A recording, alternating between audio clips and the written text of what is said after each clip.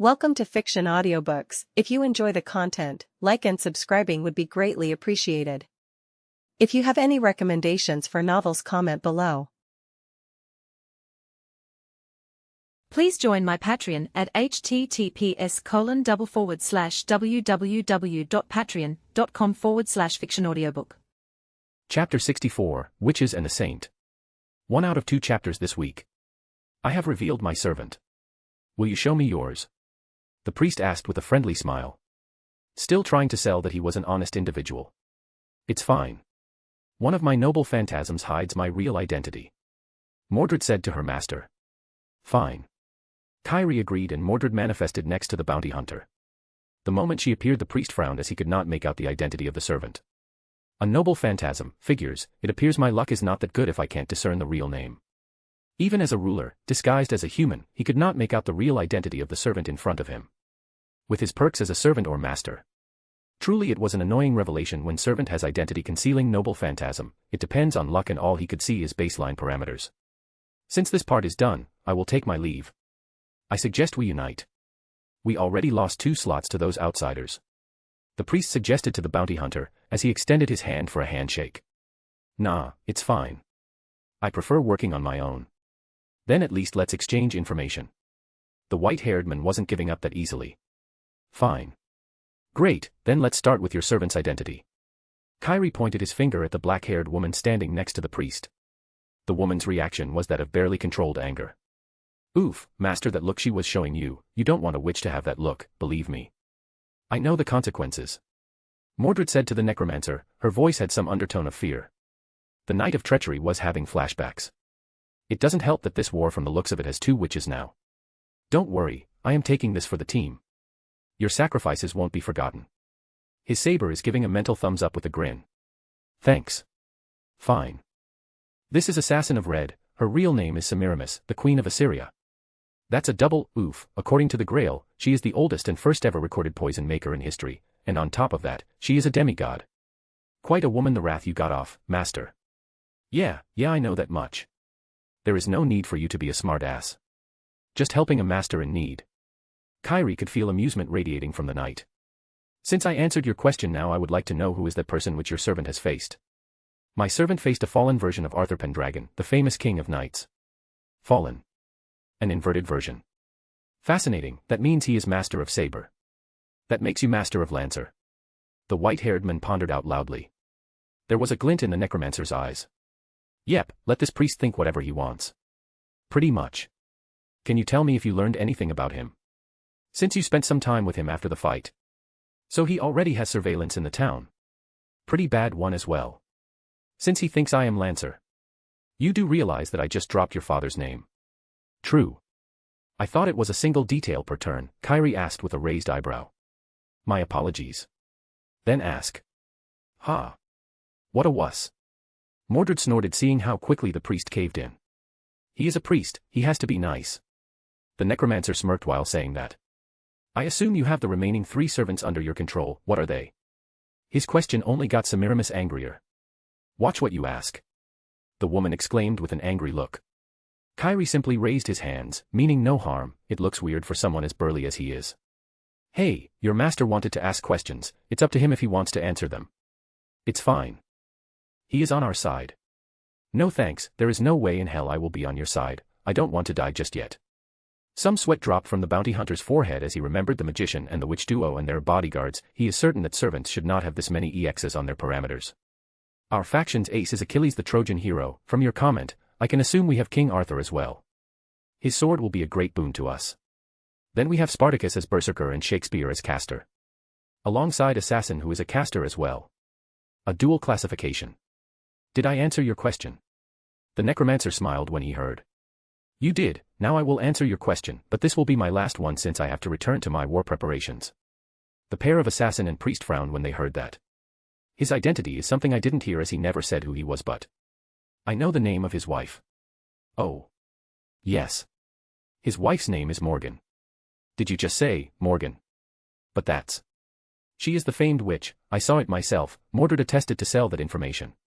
She wiped the memory of the whole town with a tap of her staff. This doesn't make sense. Why would she be here? Is she here for the Grail? And you said she was married to this Magus. Kodomine Shiro had a look of worry on his face. He never believed that he would face the duo from Arthurian myths. But it makes sense. If that man is married to Morgan, then they would summon King Arthur and then brainwash him to command such a beast. Thus the fallen version. No wonder Kyrie doesn't want to cooperate, he is worried about Morgan's ire. Then, she has a servant of her own. An archer. Yes. All I can say is that it is a fae of some sort. White hair, yellow eyes. She isn't tall but emits the presence of a powerful being. I see. Good. This exchange is over. I have to prepare for war. My techniques require time and effort, if you catch my drift. I don't know if a priest can understand. Yes, well, you can go. If you need help related to faith, I am always here. Kyrie just smirked before leaving. He lied quite a bit, Semiramis said with an annoyed frown. She tried to watch the fight through her magecraft, but the whole town was full of mist. But now it makes sense to her. If it was Morgan Le Fay, then she has a worthy enemy. Sadly, the Queen of Assyria isn't versed in dark magic as much as Morgan, but unlike Morgan, Semiramis is versed in ancient Sumerian arts. However, one thing for sure is that she will need to keep her guard to not get surprised by the world-famous witch. That is fine. At least we know who we are dealing with. A 1,000-year-old witch. A fae. This is not what we predicted. She is not supposed to be around, Master. I know. But the Grail is far too great of a prize. We will need to make our move as precise as ever.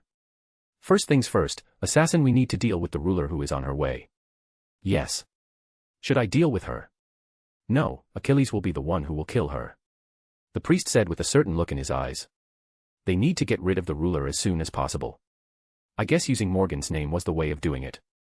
Kyrie was shocked at how easily everything went after dropping that name. Ugh, just don't overdo that, with such a different version of her around here, who knows what she can decide to do, Mordred said with a nervous frown. I am well aware. But it was for the best.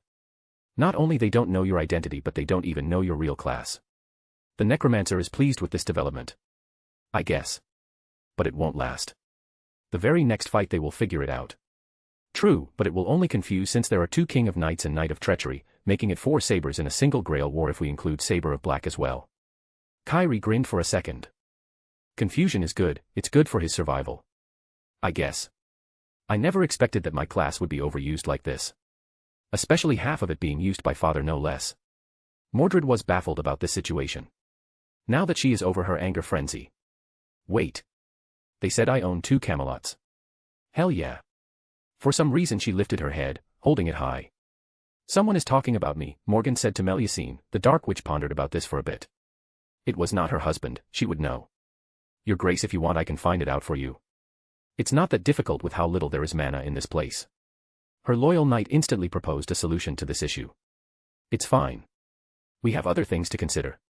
She said that while looking somewhere. She can sense a new servant approaching the town of Tryphus. This servant is unique. A servant inhabiting the body of a human. And it is nothing like Rin and Ereshkigal's situation. Ah yes, the Saintess. Morgan had a certain curiosity about this situation. She remembered that apart from Atalanta, which her husband had summoned, the Saintess was the other servant whom he had considered worthy reason to visit this dreadful timeline. With such high regard from her husband, the Fairy Queen needs to find out and see it in person. As a witch, a Saintess is 180 degrees from what she is. I still wonder who is this cardboard, which makes his anger rise randomly. Such a being needs to be put down with extreme prejudice. Witches. We are going out, Melusine. It's time to see how you fare in a Lancer's container. As you wish. Nothing about this situation was normal. Jean realized that from the very beginning as she was summoned to the body of Laetitia. Yo. A green-haired man dressed in golden armor with a spear greeted her the moment she was not far from the town of Tryphus. Instead of greeting her new arrival, the Saintess swiftly went to talk with the driver of the car which was hitching a ride on. Please leave, this is not safe for you. Once she said that, she went over to face the servant. Rider of Red, Achilles, the hero of Troy, what is it you want? I am the mediator of this great holy Grail War. Oh. You found out about me just from looking at me. That's a cool ability. The ancient Greek hero was impressed with the ability of this servant. However, I have my orders, girlie. The priest doesn't like you, and my master ordered me to kill you. So you will die here today, nothing personal. Her eyes widened as she jumped back, dodging the spear which was coming for her head. Not bad. You might be a challenge after all. It's boring to just fight someone who can't even defend, but you can. This is great. Come. Let's fight. The great hero of Troy exclaimed happily as he proceeded to build up his momentum. Or should have, as his eyes widened to a massive degree. He only had a fraction of a second to dodge a blur of blue and white slamming into him. Whoa. He skids back several tens of meters from a crater. I missed. A cute white-haired girl said with a monotonous voice as she looked at her hand. She was certain that her fist collided with the person. Jean's eyes widened to a huge degree as she saw the parameters of this servant. Lancer of Red. Real name, Meliacine, Lancelot. Strength, B. Endurance, A+. Agility, A++. Mana, EX. Luck, A. NP, A++. Class skills. Magic resistance, B. Territory creation, B++. Personal skills. Dragon heart, B. Parry dancer, B. Ray horizon, A. Eternal arms mastery, B. Noble phantasm. Innocent erudite, A+. Hollow heart Albion, EX. What are you? Jean took a couple of steps back. This is no normal servant. Her knowledge from Grail doesn't match with what she was seeing. For advanced chapters, +5 chapters, my patrayon.com/dragonsfix. Or. Chapter 65, The Saintess Meets the Witch Queen. 2 out of 2 chapters this week. Who am I? I am here to get you. Meliacine said that with a monotonous voice. Jean frowned even more when she heard that. What is this with everyone wanting her? Either dead or captured. It's not like she would join a camp. If she is that easily swayed, then the Grail wouldn't have chosen her as mediator and judge. Not happening. I was told to kill her. Achilles lunged at the white-haired girl. The Lancer of Red casually brushed the spear aside as her left hand rushed into the rider's gut. The green-haired servant grinned as he was very confident in his armor, which was forged by Hephaestus himself. While the armor did its job, protecting him from attack, the power behind her strike was off the charts. The servant sailed back once again. How can she punch so hard? There was no time for him to think as the girl proceeded to rush towards him. While Jean at the back looked at the pair fighting. This was not good for the Red faction in her eyes. 2 servants of this faction are infighting from the very beginning of the Great War. Clang. Clang. Clang. The sound of high heels got the Saintess' attention as she turned to the side and looked at the new arrival. At first, she only looked from the corner of her vision. She realized that it was a servant. So she turned her head fully and looked at this servant. Her eyes widened, and then her complexion paled before dread started to settle in. Who, or what are you? Jean fully transformed and summoned her flag. Fear washed her whole being. Her true name discernment is going haywire when she tries to see through this being. Class skills. Magic resistance, EX. Item construction, EX. Territory creation, EX. Fairy eyes, a noble phantasm. Beyond Camelot, towards bright future, EX. Rongaminiad, EX. Excalibur Morgan, EX. Avalon, EX. Holy Grail, Ether. Excalibur, EX. Gates of Camelot, EX. So, you are the Saintess, the Savior of France, the Maiden of Orleans. The woman's voice was that of a peculiar being who is observing a lower life form. I am feeling goosebumps going through my very being. What are you? Jean thought while taking a step back. Her gaze for a second went towards the pair of Red faction servants fighting against each other. Well, it's hard to call it a fight as Achilles is having a hard time fighting a smaller and much more nimble enemy who is at the same time punching as hard as a berserker. It was a fight where 2 enemies can't damage each other. Achilles was feeling like someone was trying to shake him out of his body. Because the punches don't hurt or damage him, but what he is feeling is the force behind the attack. Normally it would mean nothing. Yet, if it hits you constantly with enormous force, he will start feeling it. This is exactly what this little girl is doing to him. What do you want from me? Jean asked with an extremely cautious voice. She was thinking of bailing out of this place. After seeing that this pale blonde was the only enemy. I want you. My husband said that you are the only valuable thing from this whole timeline. He rarely uses the word valuable as a being who exists outside time itself. Such a word has a different meaning to it. This is why you will come with me. He will be pleased that I have brought such a gift to him. Morgan said that with a smile. I am sorry, but I have my duties in this war. I have no time for this. Foo foo foo foo. The witch started to giggle. Her laugh was cold, almost emotionless. The pale blonde woman was feeling a peculiar mirth from this. It appears you misunderstand something. Gulp. Jean felt a chill wash over her as she felt mana rising from this woman. It was so thick that it started to warp space, and a thick blue layer started to surround the fairy queen. The fight between Achilles and Melusine stopped as they looked at this. Holy gods, what are you? The Trojan hero was bewildered by what he saw. How can someone in this era wield this much mana? I wasn't asking, it wasn't a request, it was a statement, Morgan said while pointing her finger at the saint. At that moment Jean's instincts flared as she jumped into the air. Tree roots blasted from the ground creating a massive lump of wood.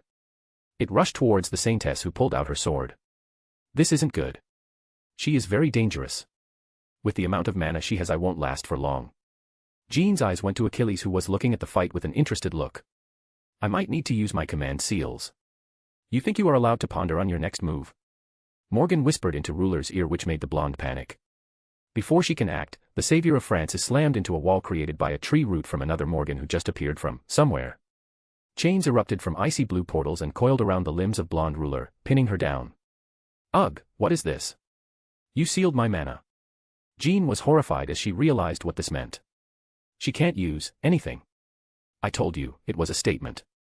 Which part of this don't you understand? The fairy queen explained with a soft voice. Even if it was soft and carrying no malice her action says otherwise. No. Let me go. I am the mediator of this war. You can't just incapacitate me. The blonde saintess tried to struggle. Her desire to escape was at an all-time high. Especially when she saw that no one was following the proper rules of this conflict. You misunderstand. I do not care about what you need to do. Husband and my desires and needs are above whatever you need to do. That much should be obvious. As Morgan explained the situation, the chains properly coiled around Jean, highlighting her impressive assets and hips. She was fully captured now. In the most embarrassing way possible. Elle let go off me. The saintess realized what was happening and it was mortifying. You are coming with me, and you shall behave. You don't want me to be angry with you. Incredibly bad things happen to people when I am mad. Morgan softly whispered to the blonde who paled from fright. She might be a servant but in the end, she is still just a 19-year-old girl. She heard stories about witches and what they can do, and now she was in front of a witch, the witch. So, she is Morgan. From Arthurian myths. But Jean realized that but at the same time she was confused, since this was not Morgan Le Fay, as she has a different surname. But the first name is the same. What are you? Eventually, Jean decided to behave but that is to find out more about what is going on. The situation was not perfect for her but she needs to use whatever means she has to learn and when she can, escape. I am a married fairy who is dutiful to her husband, that is all you need to know. Morgan with a queenly voice said that while placing her right hand on her heart. I see. Jean wasn't buying it after all the things she just experienced. Melusine, we are going. I have what I wanted. The witch sharply ordered her servant. She noticed that Achilles was long gone. Yes, my queen. What happened to that human servant? He turned into a ghost form and disappeared after you started doing things with those chains. The white-haired girl explained with a professional soldier's voice. I see. Well, it doesn't matter. I don't care about him. Let's go. Yes. With a burst of ice blew the duo, and a chained saintess, left the area leaving behind angry tree roots that point sharp edges to the sky with a couple of craters behind. A couple of minutes later, a fat man with blonde hair and a tall male servant with white hair walked over to inspect the place. The fat man was sweating buckets which he was constantly cleaning from his forehead with expensive-looking tissues.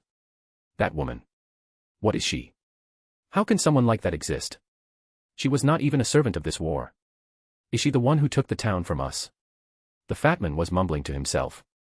He knew the situation was dire for their black faction. The moment this whole war started they lost their town. Like how embarrassing is that? They owned that place but the town was taken from them by some sort of mist. The moment they enter the town they forget about it and return to their castle. The issue is that they don't have a true caster which could solve this issue. Master. What? The fat man snapped at his servant. That woman is closely related to Britain. A witch from Britain. Absurd. How could she be her? But his servant didn't budge on that which made the fat man get even more terrified. He started to look around. Even in his shadow. He was utterly terrified of this prospect. Let return to the castle. There is no need for us to be here anymore. The servant nodded and looked around for a bit. Morgan Le Fay, no. She is something else, but just like her, whatever she is the greatest threat to this war.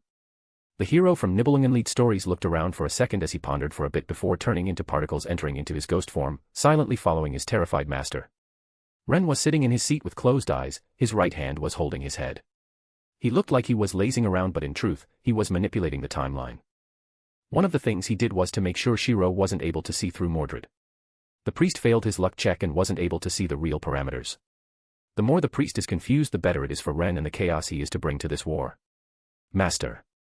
Your wife has returned. Atalanta's voice brought him back. He opened his eyes and looked at the lion girl who was standing in front of him. After fine-tuning her Saint Graph, her clothes have changed and now she was dressed in the final ascension form from the FGO game, the closest she could be to her myth and not her real-life counterpart. This was to strengthen her being so that she could hold a divine construct for a weapon. What of it? He asked curiously, why she was telling him the obvious. She asked me to tell you that she has something for you, Atalanta said with a thin blush on her cheeks. Why was she blushing? That was what the magician was thinking. Oh. Yes. She has brought something for you. Interesting, let's go and see it then. He got up from his seat and proceeded to go outside, his archer was following right after him.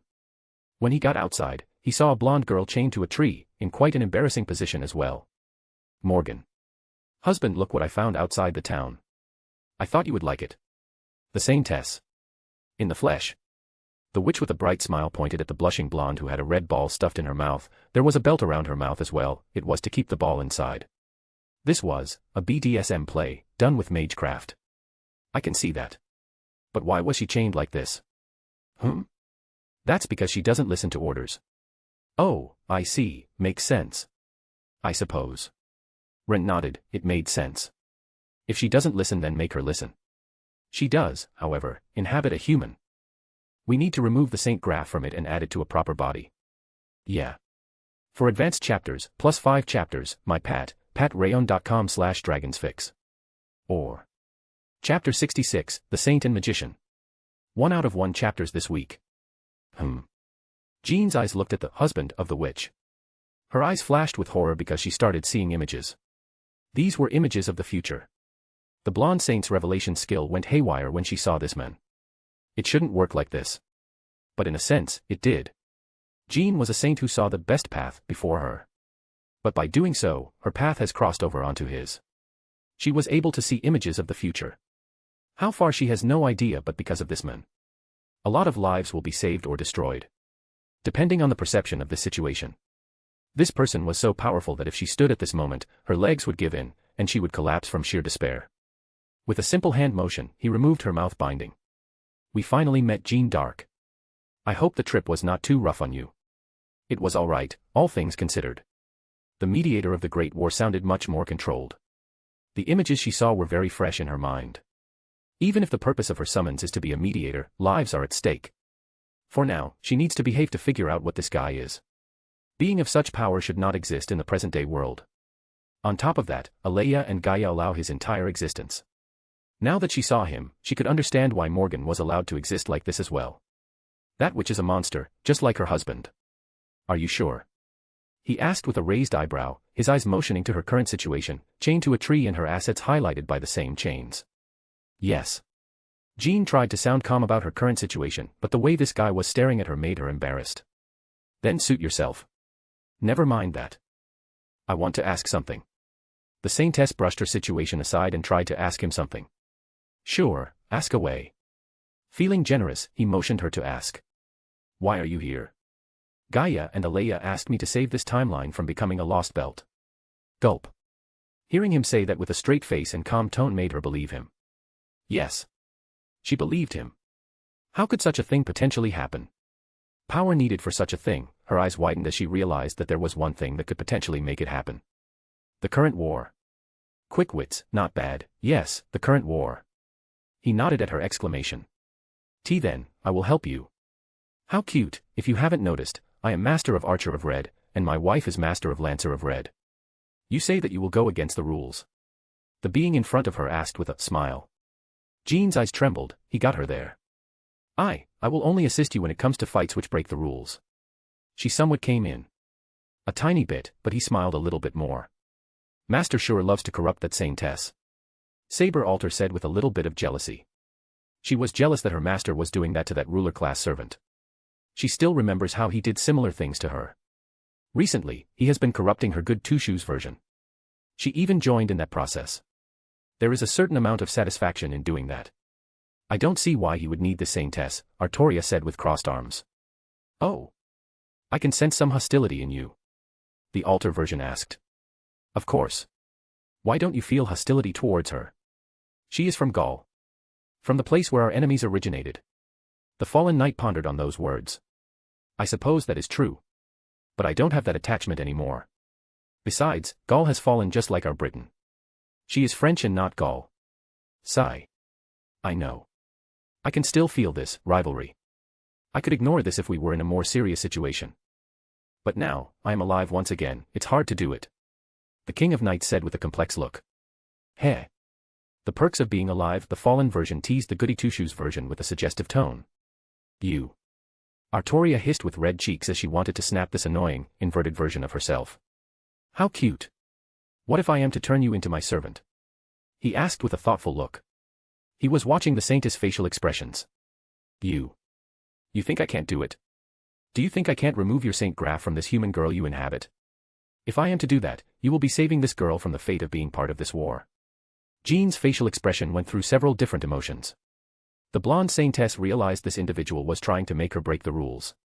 It doesn't help that this guy's witchwife was sitting on a boulder and watching this as if it were a theatrical play. You are a fiend. She said with narrowed eyes. Shouldn't be apparent. I am married to a witch queen. My servants include an underworld goddess and a fallen king of knights. He agreed with an eye roll. Damn you, fine. I will accept this. Ah, yes. The infamous saint's self-sacrifice. You guys sure are annoying. He said with annoyance when he mentioned her self-sacrificing attitude. The saintess looked at him curiously. If he is annoyed, then why is he bothering with her? Does he have something else for her? Don't look surprised, Morgan said from the side, sitting on a stone boulder a few meters away. He is annoyed. My husband will beat that part from you. He took my madness enchantment away. I don't doubt he will remove that self-sacrificing attitude from you over the years, if not centuries. You will lose it, it is just how I did. Morgan explained with a smooth voice. Not that she will explain how he did it. The reason is that it's personal. Yep, Ren pampered his wife so hard that the fairy queen is no longer mad, obsessed, yes, but not mad. But this saintess attitude is not something one can fix with pampering, nope. It is similar to that beatdown Morgan administered to her little sister. I see. The blonde gulped down when she heard that. She doesn't want to fight him. In general, she doesn't like fighting, and now that is even more obvious. There is no way she could potentially fight this guy. I will keep that in mind. Ren, in the meantime, looked at his wife and the saintess. As always, his wife will take a violent approach. Violence works from time to time. But it won't fix Jean's stubbornness. Nope, he needs to corrupt her, only then might she crack. The word is might, as the girl has EX for her magic resistance. Servant's magic resistance is equivalent to servant's beliefs. His pair of Artorias have their beliefs questioned as well.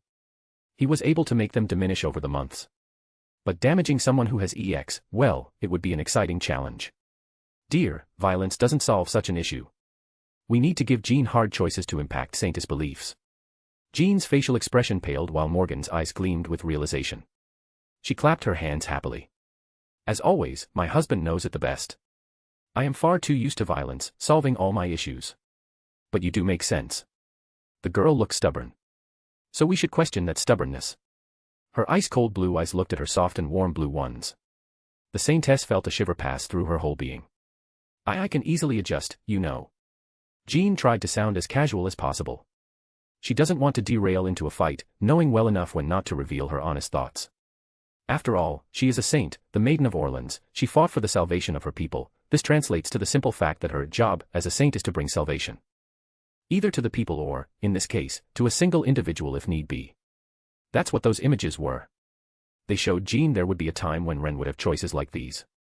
Where he would need to choose, and if she is to be around there, then she might be able to save many lives. Fascinating, isn't it?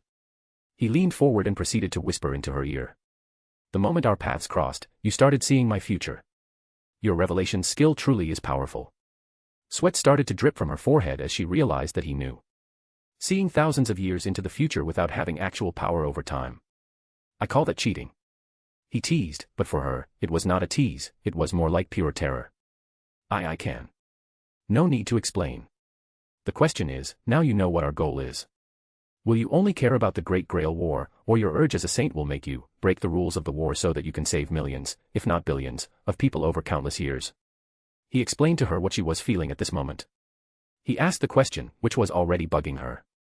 It should be obvious I chose to lose this battle so that I could win the war. She said that after thinking for a few moments. Ren pulled back and looked at her expression. The blonde's gaze was firm and unwavering. Her expression reminded Ren of Kiritsugu Amiya and Archer and their behavior patterns. The pair embraced the whole sacrifice of a few to save many. Fair enough. He placed his hand on her head and closed his eyes. What are you? She glowed in white light, which consumed her like a cocoon.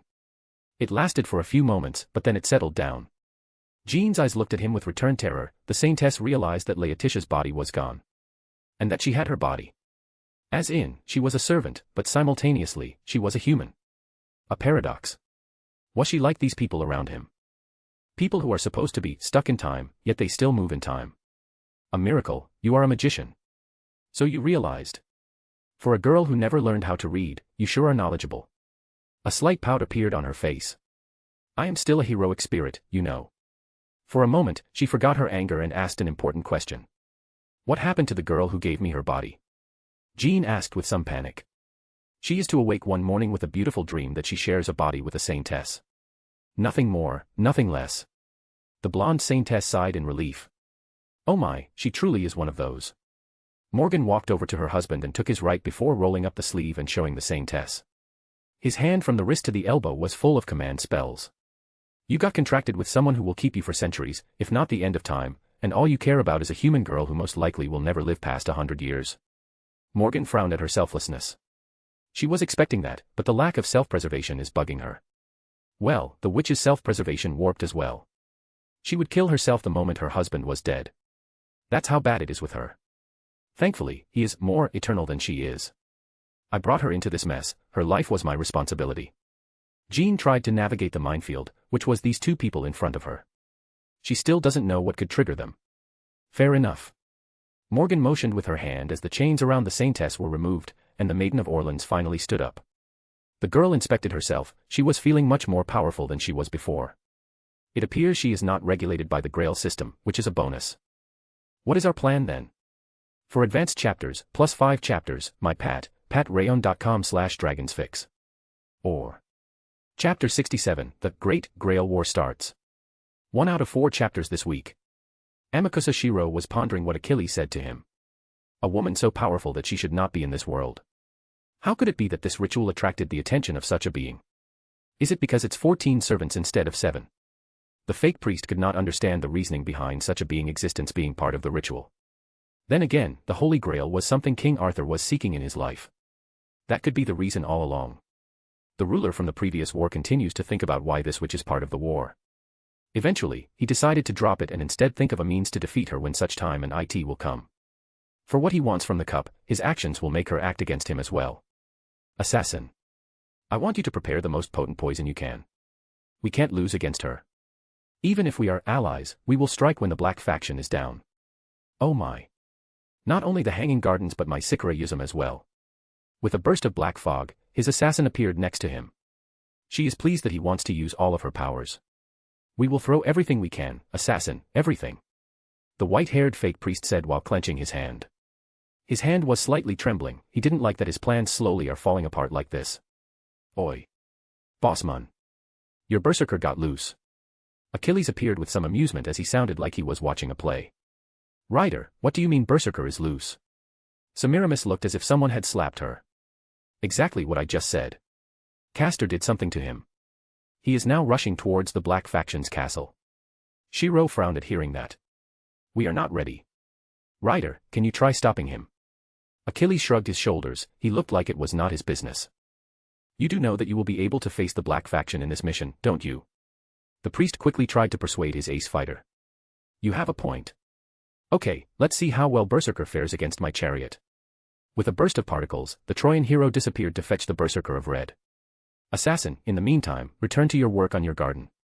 But, Master. Our forces are thin. I know, but your Hanging Gardens are the priority. Nothing matters if we don't have it. Besides, we will have a chance to see other Red Faction members in action. You think Morgan will move? I can only guess. According to witches' myths, a woman like her is an opportunistic person. With a loose berserker, she could use this opportunity to diminish the ranks of the black faction. The Queen of Assyria slowly nodded. She then realized where this was going. I see, if that is to happen, we will strike once they are all tired. She explained what he was thinking. Precisely. Regardless of Amakusa Shiro's thinking, the black faction was also on the move. They are preparing to take back their town, which this fog took. Golems and homunculi, followed by Saber of Black and Rider of Black, the pair were a strange duo. The Rider, who looked like a girl, was constantly chatting, while the Saber was always silent. Well, boys, the pink-haired Rider said with a smirk as he looked at the homunculus. And girls. As well as living rocks. Let's start this adventure. He pointed forward towards a foggy-looking town. Sadly for the chirpily Rider of Black, no one was talking back to him. So it looked like he was talking to himself. Come on. I am trying to cheer up the mood. Shut up. We are here to retake the town. Fat blonde master of Saber said with an annoyed voice. I am here to win. Now let's go. The moment Magus said that, everyone started to advance. Even though the guy was with 2 servants and a mixed army of homunculus and golems, he was shaking from fright. However, at this moment, his greed for renown and acknowledgement is pushing him forward into this next battle. A few minutes later, as the group was advancing through the streets, they realized something was off. Yo. Welcome to the party, Black Faction. The fog cleared out and revealed Mordred waiting for them.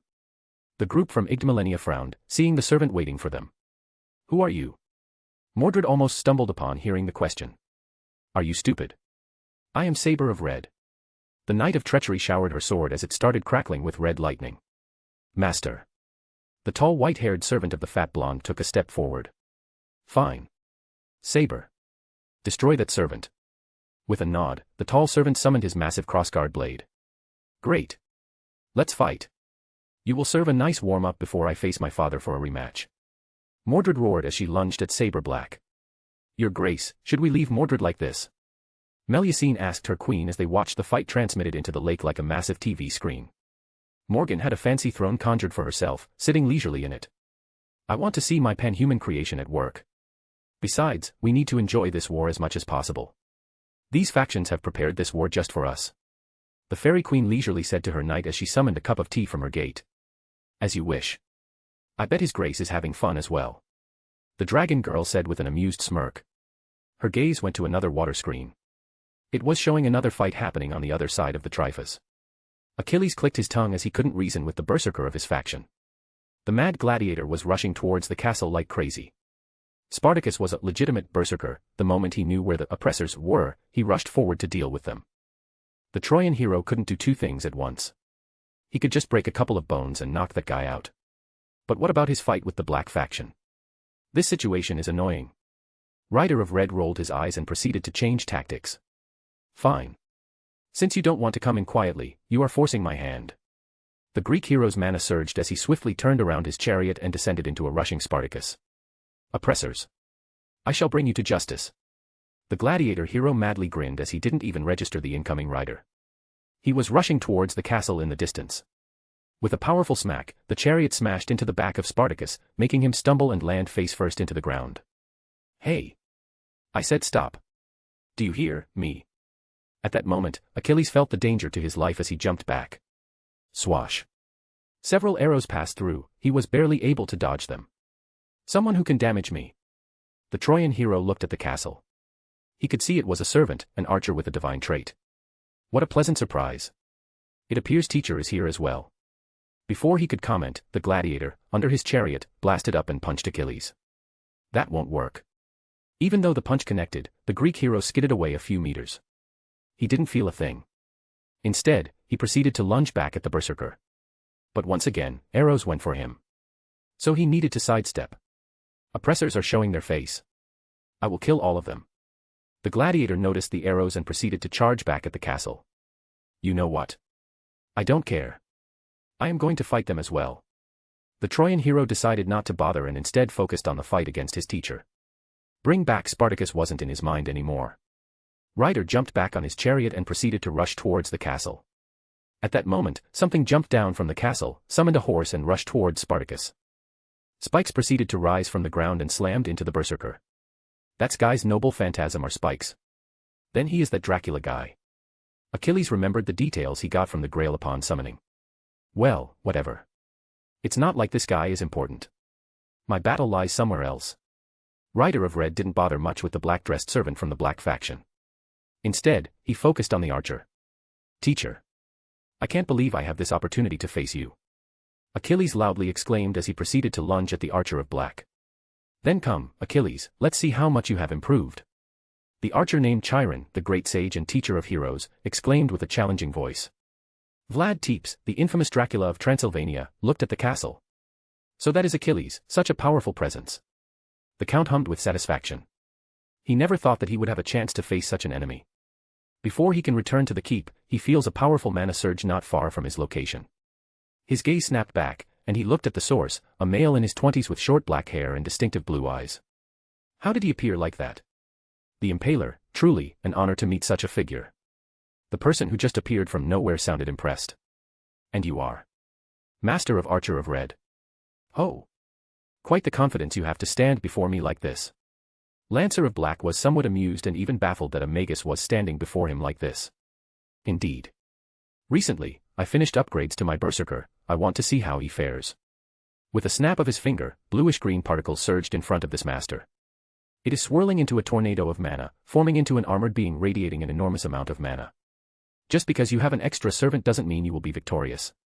Vlad the Impaler said with a confident voice. This is my homeland, and I have an advantage. Are you sure about that? With a burst of insane speed, the armored berserker rushed towards Lancer, who tried to block, but the shrouded knight grabbed the count by his head and threw him into the forest. Impossible. How can this thing be so fast?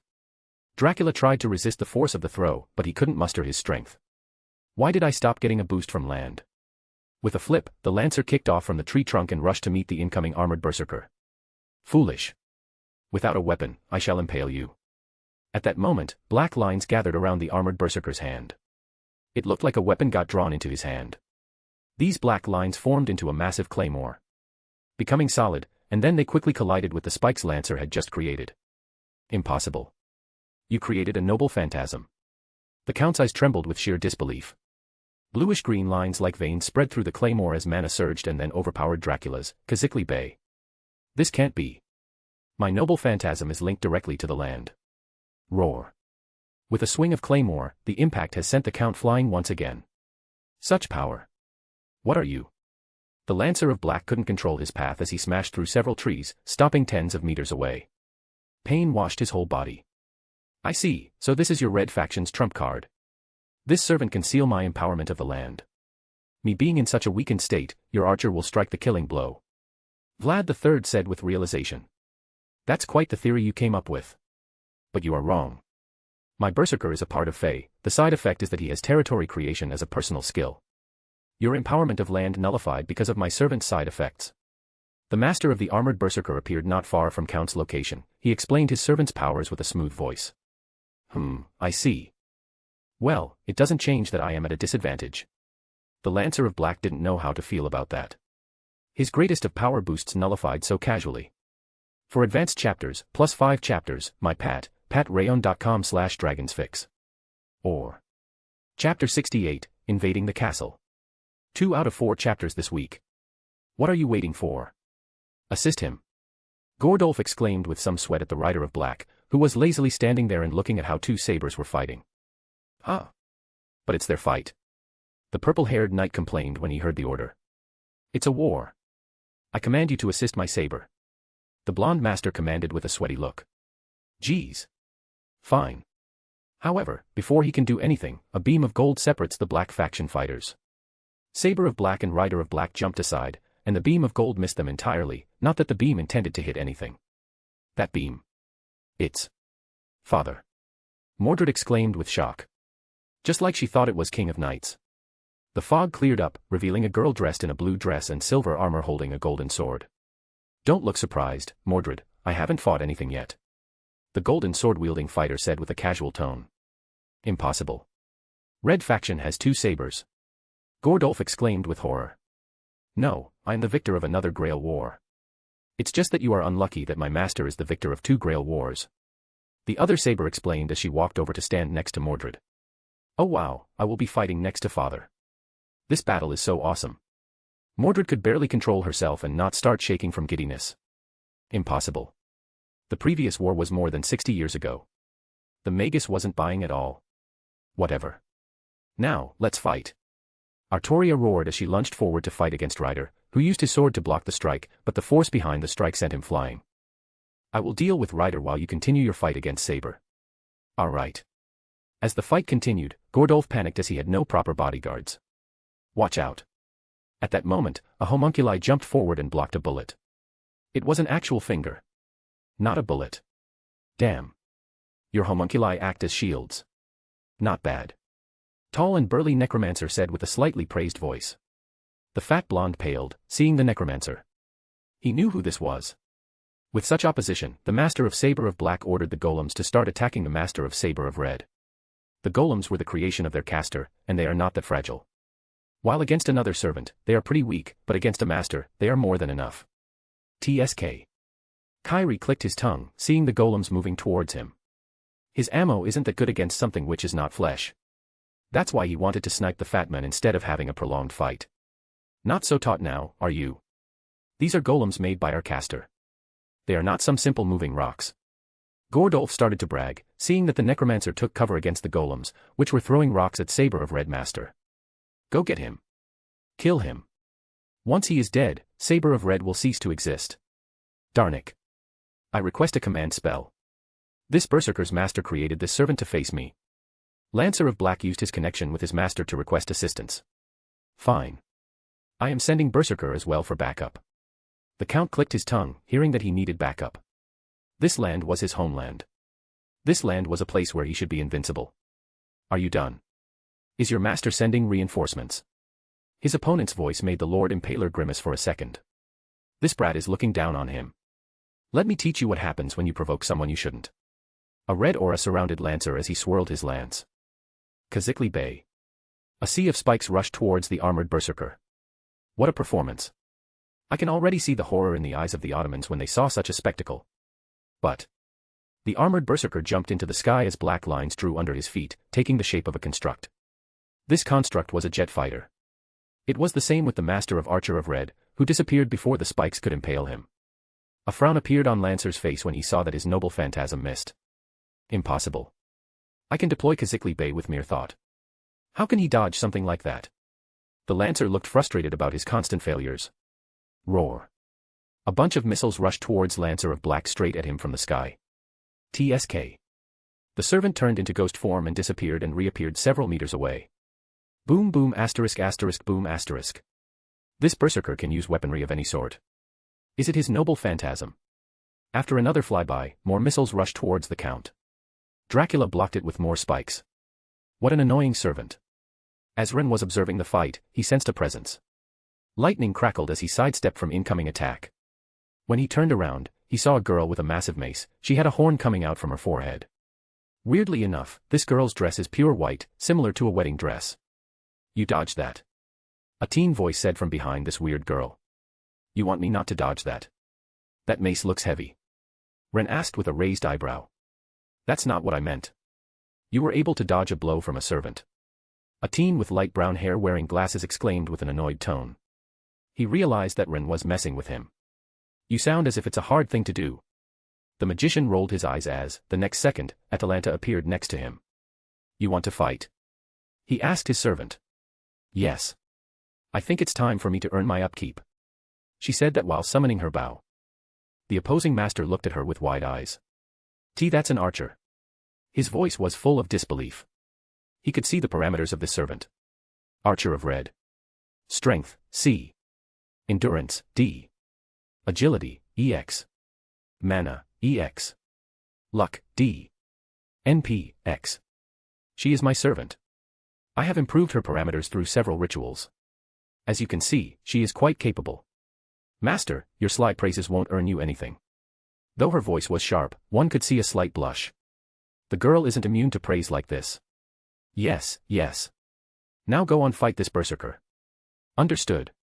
The huntress pulled the bowstring and shot an arrow. Her speed was off the charts. The berserker of Black was barely able to move as the arrow slammed into her chest. Berserker. TSK. Attack her. Get close. That's your only chance. Yeah, about that. I doubt it will work. Ren commented like a commentator who was watching a fighting match. Atalanta quickly dashed out from the incoming attack and released a few more arrows into Berserker. Something is not right. This thing is not going down. My bow is a divine construct. The lion girl realized that the girl in front of her was not human. The looks aside, she can smell that it's not human. Fine. Let's see how you handle this. Her bow proceeded to glow as she slowly pulled the bowstring. The arrow manifested in the bow, and then she released it. Seeing incoming a large blast, the master of Berserker swiftly used his command spell. The tattoo glowed, and the servant disappeared before she could hit. Boom. The blast sent the master of Berserker flying several meters, landing on the ground on his side. He then proceeded to roll for several meters. I missed. Atalanta frowned as she realized that something was off. He recalled his servant. Go and assist Lancelot. Snipe that lancer for me. Hearing her master's command, the lioness nodded and rushed into the forest, where explosions and spikes from the ground constantly rose and fell. Ren looked in the direction where she went, too. He could only snort at how stupid this battle had become. Vlad is a powerful servant, but he constantly weakens himself only to use one noble phantasm. Not only that, but his Khazikli Bey noble phantasm linked to his personal skill, which appeared because of his summoned circumstances. Being summoned in his homeland has its perks and downsides. Once Ren stopped thinking about the circumstances, he looked to the master of Berserker, who slowly stood up and started to walk away. Hey, do you need help? The magician asked with an amused tone. No. I am all right. Thanks for asking. Great. Then we can continue with our fight. The guy stiffened when he heard that. He slowly turned around. There were a couple of bruises on his face. The light brown-haired teen was holding his hand. It looked like he got injured from that collision with the ground. Well. Are you going to wait, or should I start? Ren asked casually as one of his hands went to his pocket. Just get on with it. Sure. But I have a question for you. The magician asked him as one of his legs moved to the side. Ask. Can you swim? Yeah. Good. I hope you are not too bad at it. With the tap of his leg, the earth started to tremble, and geysers of water erupted from the sides. This water proceeded to turn into a massive flood and slowly morph into a tsunami. Hold it. The master of Berserker paled as he saw a massive wave slamming into him. Ren was on top of it as if surfing the wave. Let's visit your castle. The masters of Black faction looked exceptionally closely at how the fight between Rider of Red and Archer of Black continues at the outskirts of their castle. The caster of Black already recovered Berserker of Red. Tremble. Did you hear something? Gee, grandfather. A light brown-haired girl in a wheelchair exclaimed when she saw a wave of water rushing towards their castle. What in root is that? Darnik, the master of Lancer of Black, exclaimed with shock and some horror. He didn't expect that. Slowly, the water morphed into a fist as it slammed into the castle's walls. The wave of water destroyed the fortification with no effort whatsoever. 2 arms. We must defend the Greater Grail. Darnik rushed first to defend the castle. The rest followed right after him. Ren looked around and saw many homunculi and golems already waiting for him. At that moment, with a burst of light, his ruler manifested next to him. Oh. Are you going to help me? You are my master, as your servant, I must protect you, Jean said with a matter-of-fact voice. She summoned her flag. How cute. Well, suit yourself. As he said that, blue portals appeared behind him, and he released a salvo of noble phantasms at the enemies. Jean never expected him to use noble phantasms like that. You share the same power as your wife has. More precisely, it was one of several gifts I gave her, Ren explained to her as they proceeded to walk into the castle's interior yard. By my command spell. Lancer. Come to my, before Darnik could use his second command spell, a shield slammed into his face. Yeah, no. My servants are having fun fighting your count. Ren frowned while saying that. The head of Igmalenia flew away into the castle's interior from the collision with the shield. I never saw a shield used as a projectile, Jean commented with some interest. She had never seen such a thing before. As long as I have mana and medium like my gate, I can use anything as projectiles. I copied this noble phantasm from King of Heroes. I see. Now, why don't we take the Greater Grail? Once we have it, can we make people come to us instead of us coming to them? Ren proposed this randomly as he was having fun and doing things which came to his mind. His wife asked him to have some fun, so he was doing just that. I suppose. I am your servant, master. If you think that, then just do it. For advanced chapters, +5 chapters, my pat, patrayon.com/dragonsfix. Or. Chapter 69, Destructive Situation. 3 out of 4 chapters this week. As the pair of master and servant walked towards the castle, more golems and homunculi, followed by a team of women dressed in white uniforms of Ig millennia, greeted them. You are the ruler. Why are you supporting the red faction? Aren't you supposed to be an impartial judge? A light brown-haired girl who had spider-like legs mystic code asked the invaders. Before Blonde can say anything, the guy next to her speaks instead. She was until she was not. All it takes is to become her master. When you play a game, you look for ways to break the game or find certain loopholes, especially in war and a death game like this. The man said with one hand in his pocket. I see, thanks for telling us, but now you can die. The other woman, who looked more like a dominatrix with a whip, frowned and commanded the troops. The girl with spider legs proceeded to move as well. Right. I wonder if you realized yet, but my ruler is very powerful. Jean nearly tripped when hearing that. She looked at her master with a pouty look. Is he serious? Telling things like that? When he can end civilizations casually? The saint internally complained to herself as she summoned her banner and proceeded to fight. Her banner quickly sends the homunculi soldiers flying away. The moment the golem got closer, she spun her flag, and it started to glow, creating an invisible wall. The golem tried to punch, but the barrier wall blocked it. Ren behind her hummed with satisfaction as he saw her fighting. But at that moment, some dark magic flew towards him. Opsy, you nearly got me there. He sidestepped, making the attack, which looks like a more sinister version of Gander, pass through. Try again. He motioned to the mature woman who reeks of death to try again. Don't mock me, clock tower lapdog. The woman with the pissed look slapped her whip at the ground. Oof, sadly, that one didn't hurt at all. If you try to insult, you need a better choice of words. Once again, he sidestepped an incoming attack, this time from a girl with a spider-like mystic code. You wield time. Time slowed down the moment my attack got close to you. The girl exclaimed with an odd look. She was utterly shocked when she realized what this meant. Ding ding asterisk ding asterisk. A bell rang as Ren pulled one from somewhere. It looked like he stole one from a television show. Correct. That is exactly what I did. As he said that, he threw the bell away. The bell disappeared before it hit the ground. The Magus pair witnessed that, and their looks started to turn into horror. There were no circles, no mana. This guy did all that casually. Why you are. Sorcerer. The pair realized that after seeing him doing miracles. That simple bell display revealed so much that they didn't know if they should fight anymore. Then. By command seal. Lancer. Come to my side. Darnik's voice said from behind them. At that moment, Ren's facial expression turned into annoyance. He turned around and saw Count Dracula, ruffled Count Dracula, standing beside his master. Master. Lancer disappeared. Atalanta, with an annoyed tone, contacted Ren. He is here. I am coming to your side. The hunter started to rush towards him. Sorcerer or not. I don't care. I spent many years on this ritual. You won't take it from me. Lancer. We must kill this man. He is our greatest enemy. As Darnik furiously explained, he was still holding his deformed face. That shield broke several bones. While his lancer nodded and was ready for combat, Ren pointed at his head and exclaimed loudly. I think I gave you a concussion. Since you don't understand what I said to you. I don't care. Everyone, as your family leader, I command all you to summon your servants. Order them to attack. Do not hold back. Everyone nodded and used their command seal. At that moment, Rider of Black and Archer of Black appeared. The pair looked confused, but their masters quickly explained. Everyone attack. Jean, who dealt with all the homunculi and golems, looked at her master. There was worry on her face. However, this worry was not for him but for his opponents. She was feeling pity for everyone who was opposing him. Rider, Archer, and Lancer of Black rushed forward. Chiron released an imbued mana arrow, Astolfo used a lance, and Vlad the Impaler used his Kazikli Bay noble phantasm to impale Ren from below. The sorcerer didn't defend himself, he didn't move.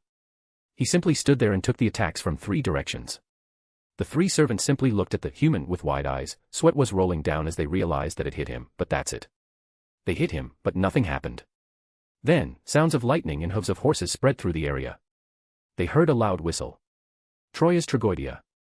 Ren looked up and saw a green comet slam into him. The servants of the Black faction swiftly recovered their masters as they got out of the way, watching the attack. As the smoke cleared, they saw that the sorcerer was still standing at the exact location while the chariot, which attacked him, was in shambles. It looked like someone had driven it into a wall. One of the horses broke into two and soon disappeared. At the same time, the rider jumped out from the chariot at the very last moment. What are you made of? Those are divine. The chariot, that's my core noble phantasm. Achilles was baffled by what he just saw. You should be more worried about yourself. Ren pointed at the rider of red. The Trojan hero looked confused for a second, but a hole appeared in his chest. What? Achilles looked down and saw a hole in his body. It was massive. It looked like someone had punched through him. He then looked forward slightly and saw a smoking arrow in the ground. I am master of archer, and you were in my servant's sight. Ren smiled while saying that. Fuck, your servant has a divine construct. The realization came too late as the immortal hero of the Trojan War was gone. He turned into particles and disappeared. As he was gone, Ren then looked at the other three servants. Shall we? Let's make it fun. 3 servants versus 3 servants. By my command spells. I summon my berserker. Archer and saber.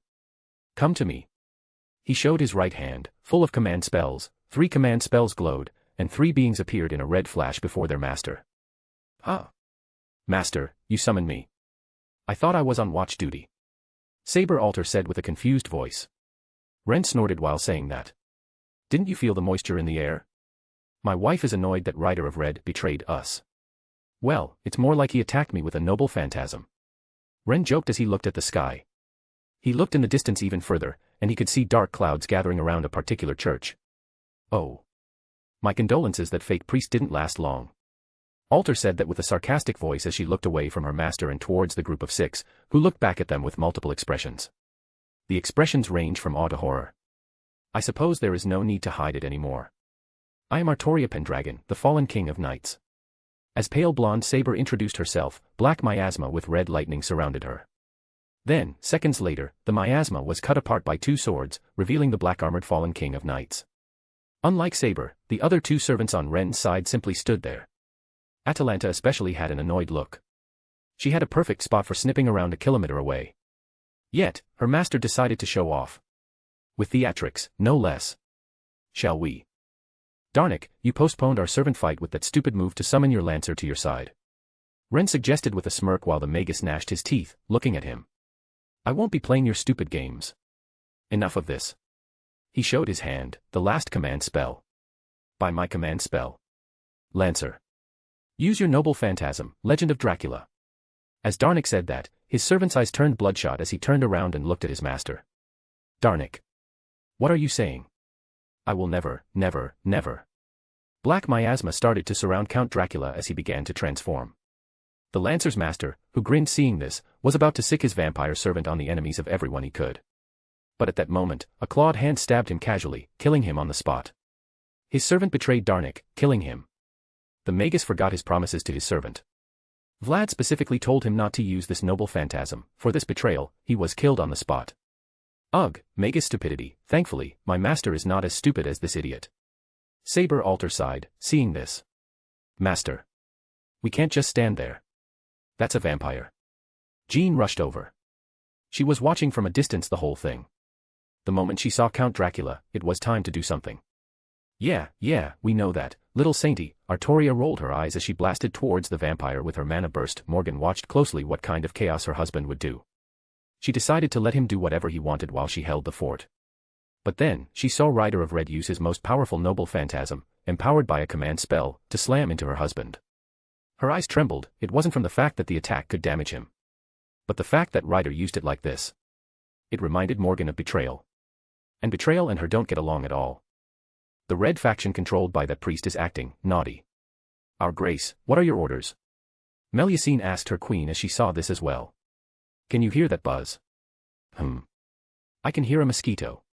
Do you know what we do with mosquitoes? We crush them. Don't worry. You will find out how these bugs can be dreadful. I have been practicing some specific magic to deal with them. Morgan proceeded to speak some gibberish, which confused the dragon girl. Does she mean the bug or the priest or something else? And what about the priest? I am confused. Don't be, we simply crush them all. The witch said in a plain voice as her mana surged. Water mirror. No, wait. It is. But something is different.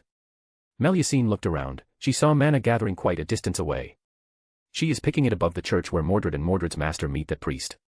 As the dragon girl senses this, the area around the church gets much moister, as if it were a time for rain or fog. Black clouds start to gather, and it looks like it is about to rain, but then ripples of greenish-blue energy begin to condense above the church. Then, the clouds opened up, and a pillar of light slammed into the ground. It wasn't lightning or fire or something like that, it was like a beam of weight itself crashing down like the high heel of a shoe crushing a bug under its foot. When Melusine saw this on the lake's water, she could only sweat. Her queen was serious about crushing. She did that with magecraft mixed with actual mystery. Just how much she hates those bugs. Pity, that assassin saved his skin. Morgan brushed her hair without care. At least we took out his batteries. Melusine looked at the bright side. I guess. The witch didn't care in the slightest.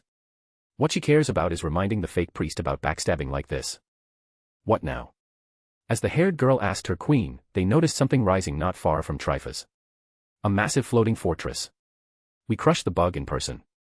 Morgan looked at the floating fortress with annoyance. If she didn't have a castle now, no one would. Especially a wannabe witch. She slowly stood up from her throne, changing her clothes to robes with a burst of greenish-blue light. Her black and blue spear manifested in her hand. Let's go. This disrespect is enough for me. Why yes. For advanced chapters, plus 5 chapters, my patrayon.com/dragonsfix. Or. Chapter 70, Lancelot on the Loose. 4 out of 4 chapters this week. What? Where did Ryder disappear to?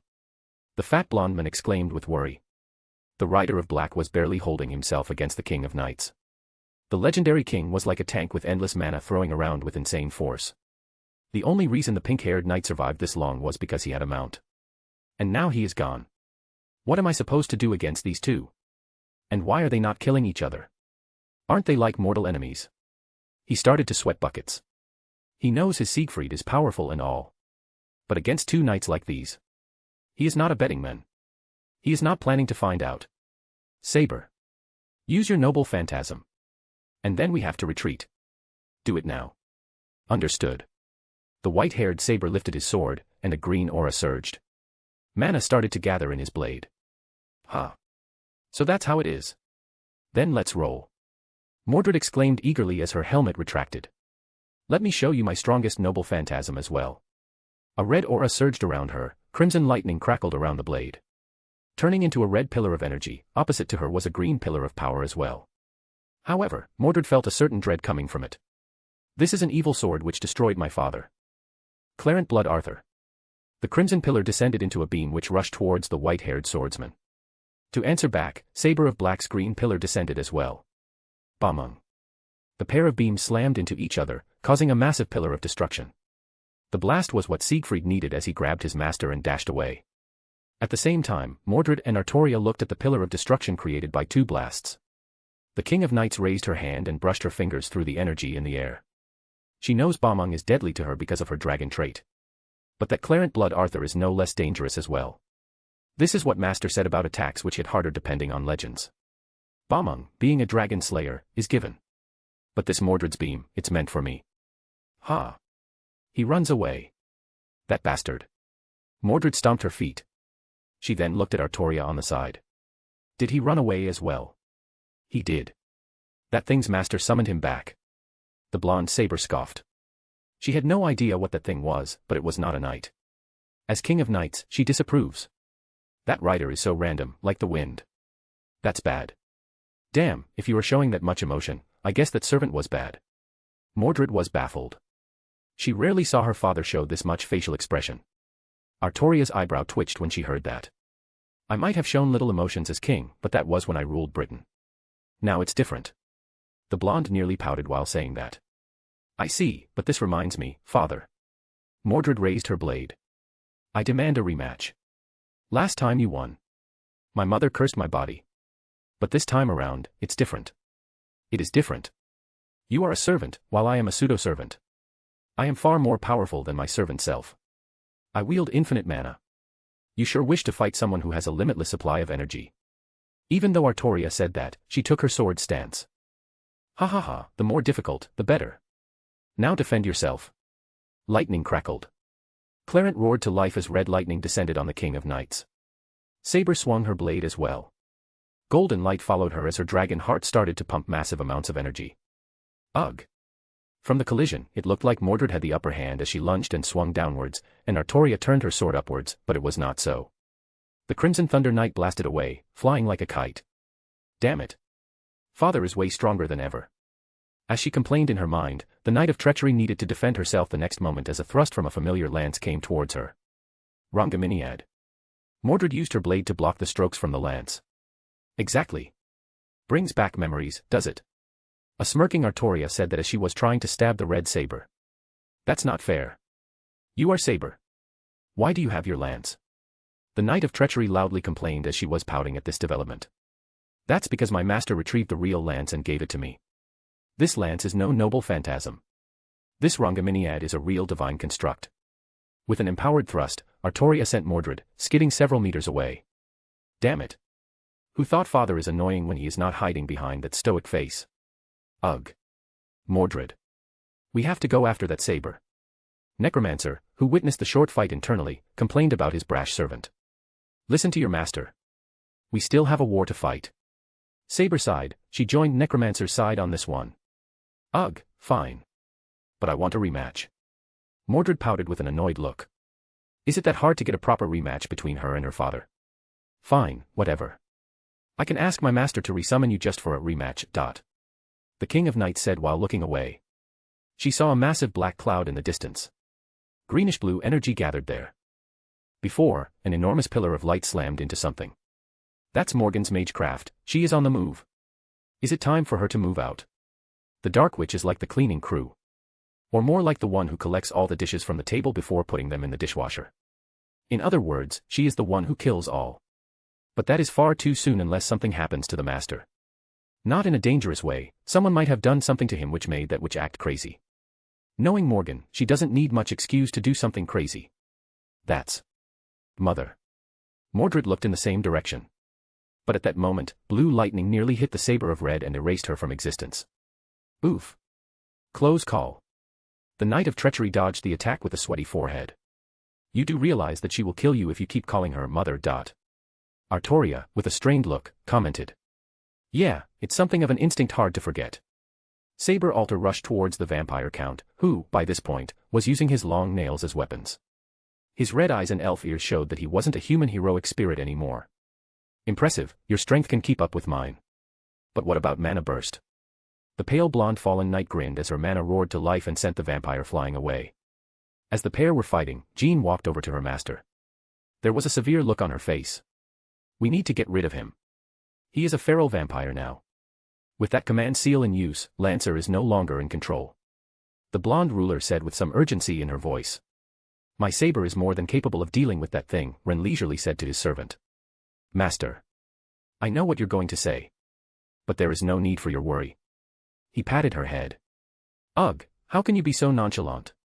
Because I know the outcome. He rolled his eyes before looking at the remaining opposition. Chiron and Astolfo now needed to look at two fronts. As Dracula went feral, he attacked anyone, and then Ren and his 3 servants. The ruler is on his side as well. Master, I will stall them. You need to get away from here as far as you can. We have no chance of winning this. The sage said to his master. Archer. I can't leave you like this. This is not for discussion. We have no chance of winning, I can only stall him. That's the best I can do. We can't win against someone who can control time like this. Then does it matter? If he can control time, he will find me and kill me either way. The girl with spider legs mystic code said with a sweaty forehead. Fair enough. Her servant said with a strained smile. Whatever happens, he will try to protect her as much as possible. Done with the last speeches. Atalanta asked as she prepared her bow. Indeed. Now get ready, I won't be holding back. Chiron said as he prepared his bow as well. Good, I don't want you to complain that I didn't allow you to go all out. As the huntress said that, she pulled the bowstring, and a glowing arrow manifested before she released it with supernatural force. Chiron dodged the shot and released his arrow. The huntress proceeded to dodge easily and release another one. Soon enough, the fight between the 2 archer-class servants began. Meantime, the girl proceeded to prepare a trap of some sort for the huntress. As she did that, Ren simply observed instead of interfering. His gaze then went to the other pair of master and servant. Unlike the master of Archer, this one doesn't have the same resolve. The sorcerer can see the nervousness around her. He then looked at her servant. Anger started to rise. He remembered something from the past. How can I forget getting spooked by Astolfo in Fate Grand Order?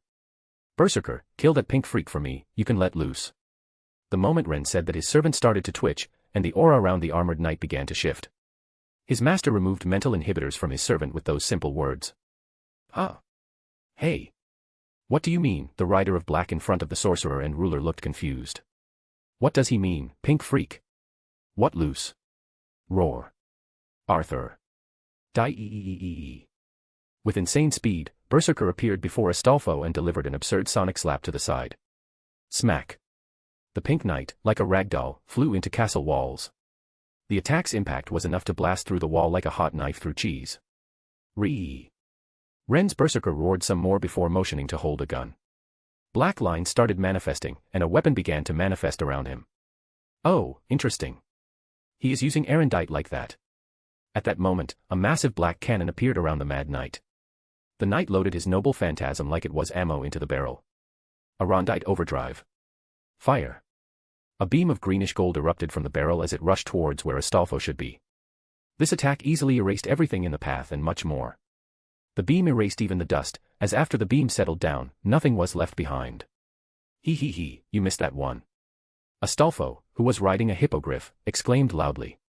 He has a swallowed cheek, it is all red and slightly deformed on his face.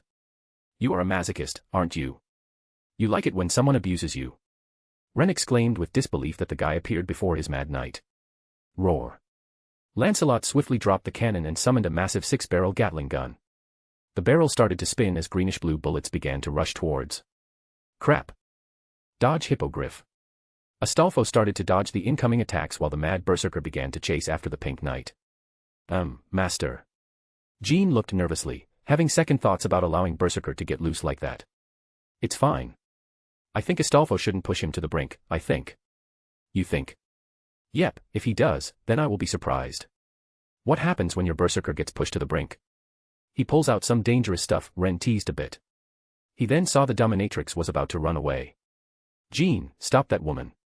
She is a master and can't run away like that. Alright. The blonde saint rushed after the master of Rider.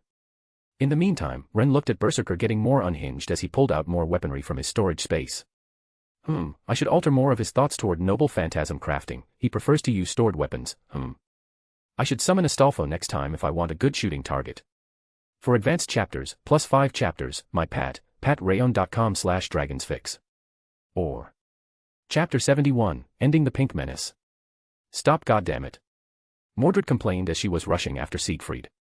After her fight with her father got stopped midway, she decided to finish this fight as soon as possible and then challenge the King of Knights for another fight. The Saber of Black took the fat blonde men to their seat of power, but the castle was a wreck. Hi.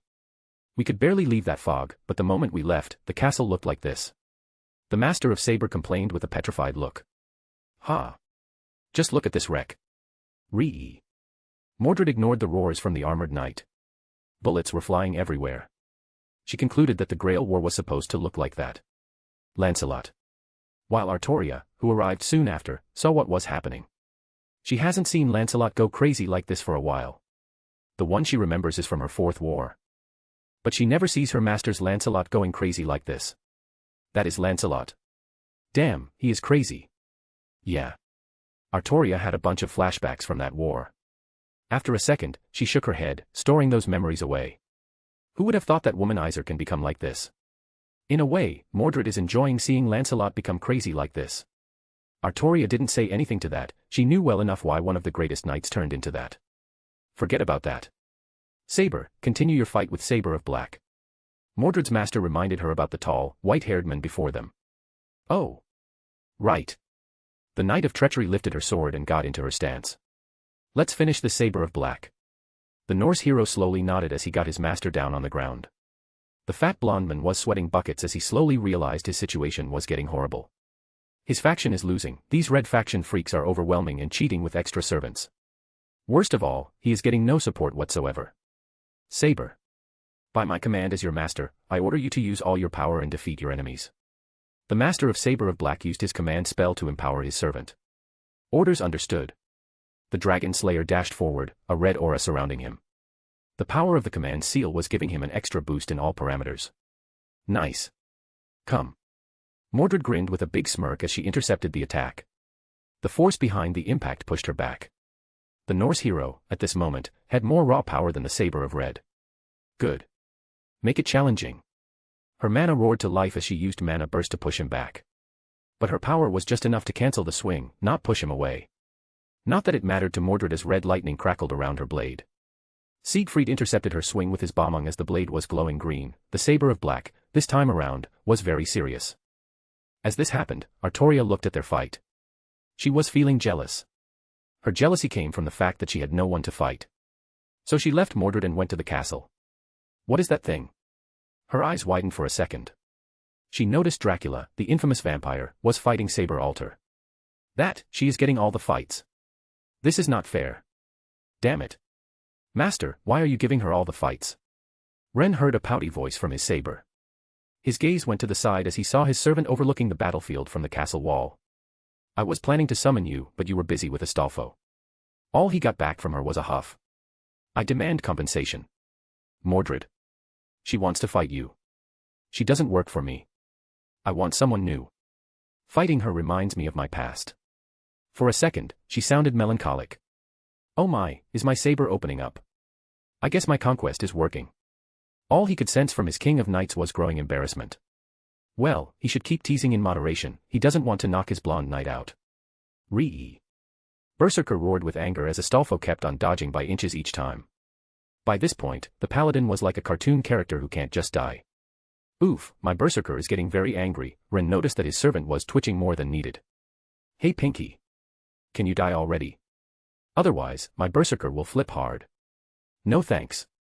I am good as it is. Astolfo ignored the warning. Okay. In that case, the sorcerer looked at his servant. You can use the prototypes. With the confirmation, the Mad Knight pulled something from his armory. It looked sci-fi-ish with a glowing LED part. It was a weapon from the future. The most curious part is the letters carved on the weapons. The blonde ruler walked over to his side while dragging a knocked-out master of Rider of Black. Are those? The saint had a bad feeling the moment she saw the weapons. Primeval runes. Oh God. Jean started to pray. Die. The moment the berserker pressed the trigger, it released a massive beam from its barrel. Astolfo's eyes widened as there was no warning. There was no charging, no gathering of energy, nothing. Just like that, the hippogriff wing got clipped. All Lancelot needed was that short moment as he pressed the trigger again, and this time, it was it. The beam slammed into the Rider of Black. You got me. The pink-haired, cross-dressing servant started to fall to the ground, but Lancelot didn't allow that as he pulled out missile pods that looked similar to the design of the beam rifle. Oh crap. Ree. The mad servant released missiles at the falling Astolfo. The missiles surrounded the falling servant and slammed from 4 directions. The impact caused a chain explosion, creating a dust cloud. Jean stopped with her praying and looked at this curiously. She expected more chaos than this. Was she overthinking? Lancelot stopped being agitated as he finally got his kill. Once the smoke cleared up, there was nothing left. Thank the root, that thing is gone now. Ren sighed in relief. He was holding his breath for a bit. Being in the presence of that thing makes his skin crawl. Master. Since that battle is over, I can use my noble phantasm now. Saber Alter asked as she was holding down the vampire with her sheer strength. Sure. Yes. Finally. You can die now, you ugly thing. Her dark Excalibur started to hum with thick energy. Excalibur Morgan X. A beam blasted out from her swords in the shape of an X. Since the blast was done at point-blank range, the beam erased the count instantaneously. Of course, there was an X-hole in the castle's fortification. Cool, he is gone. Saber Alter said with a sigh. She was starting to get annoyed by that thing's regeneration ability. Even the cuts she inflicted on it were healed. And her sword is a cursed variant of the Holy Blade. It just shows how absurd is the legend of Dracula. Well, at least it was not immune to the beam. Ren, with Jean and the blonde saber, walked over to the darkened night. The sorcerer patted the head of the pale blonde saber. Nicely done. As always, my saber is the best. He praised his fallen knight. The girl blushed hard, hearing the praise. Hey. I am here as well, you know. The King of Knights complained that she got ignored. Of course. But you didn't kill Count Dracula. After patting her head, he pulled the altar into a hug. She swiftly dismissed her bulky armor. This made the hug much better. Artoria started to pout, seeing the interaction between those two while Jean looked out of place. That a noble phantasm, impressive for a panhuman servant. Melusine praised the floating fortress. Not for long. Morgan, with an indifferent voice, commented. The Dark Witch raised her hand, and torrents of blue lightning descended from the sky towards the fortress. Floating barrier walls intercepted the attack. Heh, not bad. How about Rongaminiad? The Fairy Queen almost sadistically smiled as she pointed her finger, and a bluish-green pillar like a weight fell on the floating castle. The barriers tried to hold the falling Rongaminiad, but they started to struggle as the pillar was the legitimate anchor of reality. This was where the castle started to attack Morgan and her servant.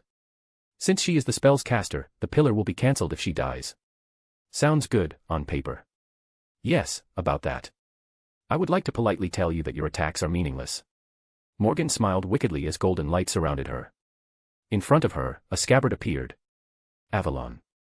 All the beams just bounce off. The struggle continued until the barriers couldn't hold, and the EX-ranked noble phantasm hanging Gardens of Babylon received a direct attack from the Rongaminiad. The pillar slammed into the walls of the fortress and pushed down to the ground. How about 3 more just to ensure it lands down with the flare it deserves? The witch's smile warped into a mocking one as 3 more Rongaminiads slammed into the fortress. The force of the slam caused the fortress to slam like a meteorite into the ground. Such impact created a massive dust of clouds rolling in all directions. Morgan used her mana to blast the dust cloud as she proceeded to walk towards the remains of the fortress. Melusine followed her without saying a word. What she saw was something she was used to seeing. The only difference is that her queen is having fun now. As they walked over, a woman with black hair and elf ears, next to her was a man dressed in priest robes, his hair was white, greeted them. These were the pair. For someone to use a floating castle in my presence is punishable by death. Easy to follow, yes. Morgan said that as she stopped walking and was standing with a raised head, one could see the presence she was radiating. You are the witch. Morgan Le Fay. No, that is my human variant, a mere human turned fairy. The word Le Fay means the fairy. Comparing me to that is incorrect. I am Fairy Queen Morgan. It's like comparing a mortal to a god. I doubt a human like you can grasp the sheer difference. The pale blonde witch snared while saying that. For a mere terminal made for Gaia, you sure are arrogant. Purple chains rushed towards Morgan, who snorted back and used her blue chains, which manifested from portals. Can you overpower my version of Enkidu? The Fairy Queen mocked with a smile. As more and more portals opened with chains rushing towards Semiramis, who frowned and jumped back, a barrier shield appeared in front of her. She tried to block the chains, but they started to merge into one big chain with a sharp end, which slammed into a barrier wall. The wall shattered like cheap glass, slamming into Assassin and sending her flying away. This was where the priest pulled out a katana and rushed towards Morgan. However, Melusine intercepted him. You smell like a servant. The white-haired girl commented as she was holding him back. That's because I am one. The priest tried to exert his mana, but the dragon girl scoffed and proceeded to move. A powerful punch slammed into the priest's gut. A loud cough escaped from his mouth. He felt like someone had just slammed a mountain into his gut. Shiro wheezed for a second as he grabbed his gut. The priest ended up on the ground holding his stomach. I am born from a piece of dragon Albion. My might is far greater than yours. No matter what kind of servant you are.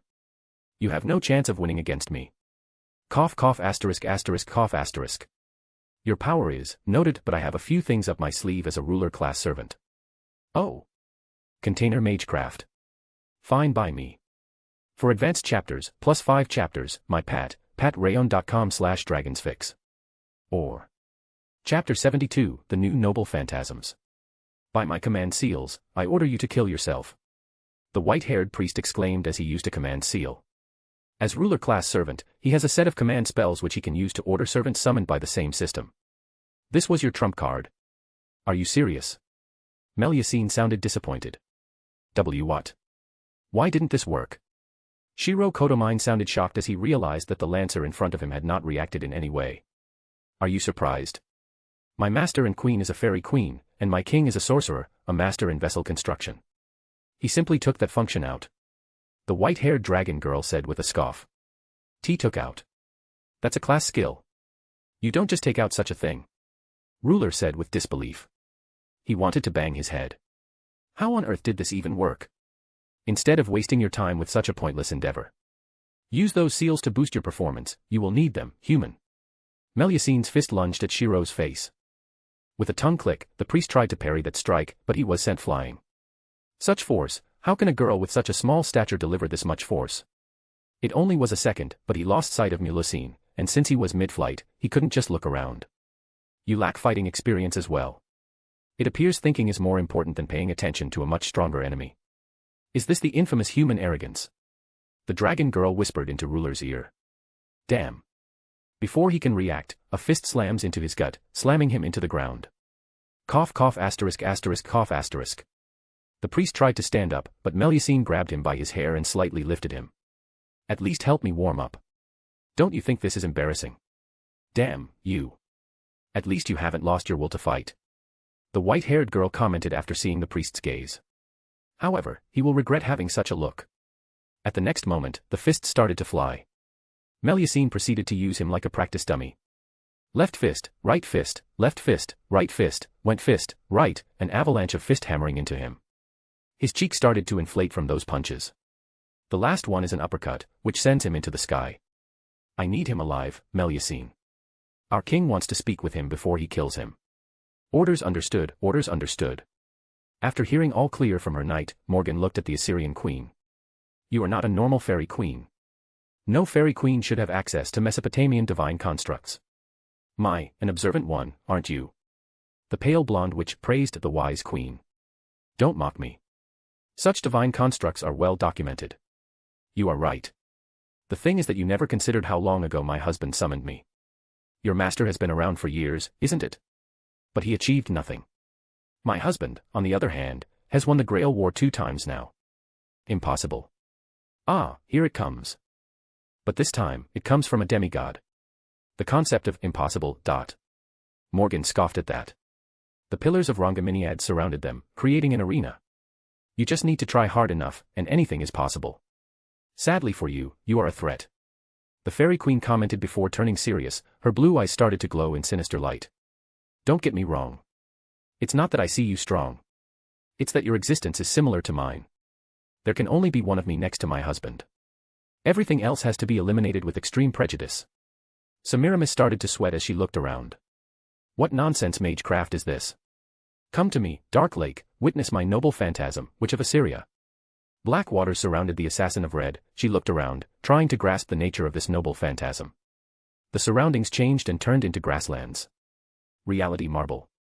Semiramis looked around, she couldn't see Morgan, all she could see was a castle in the distance.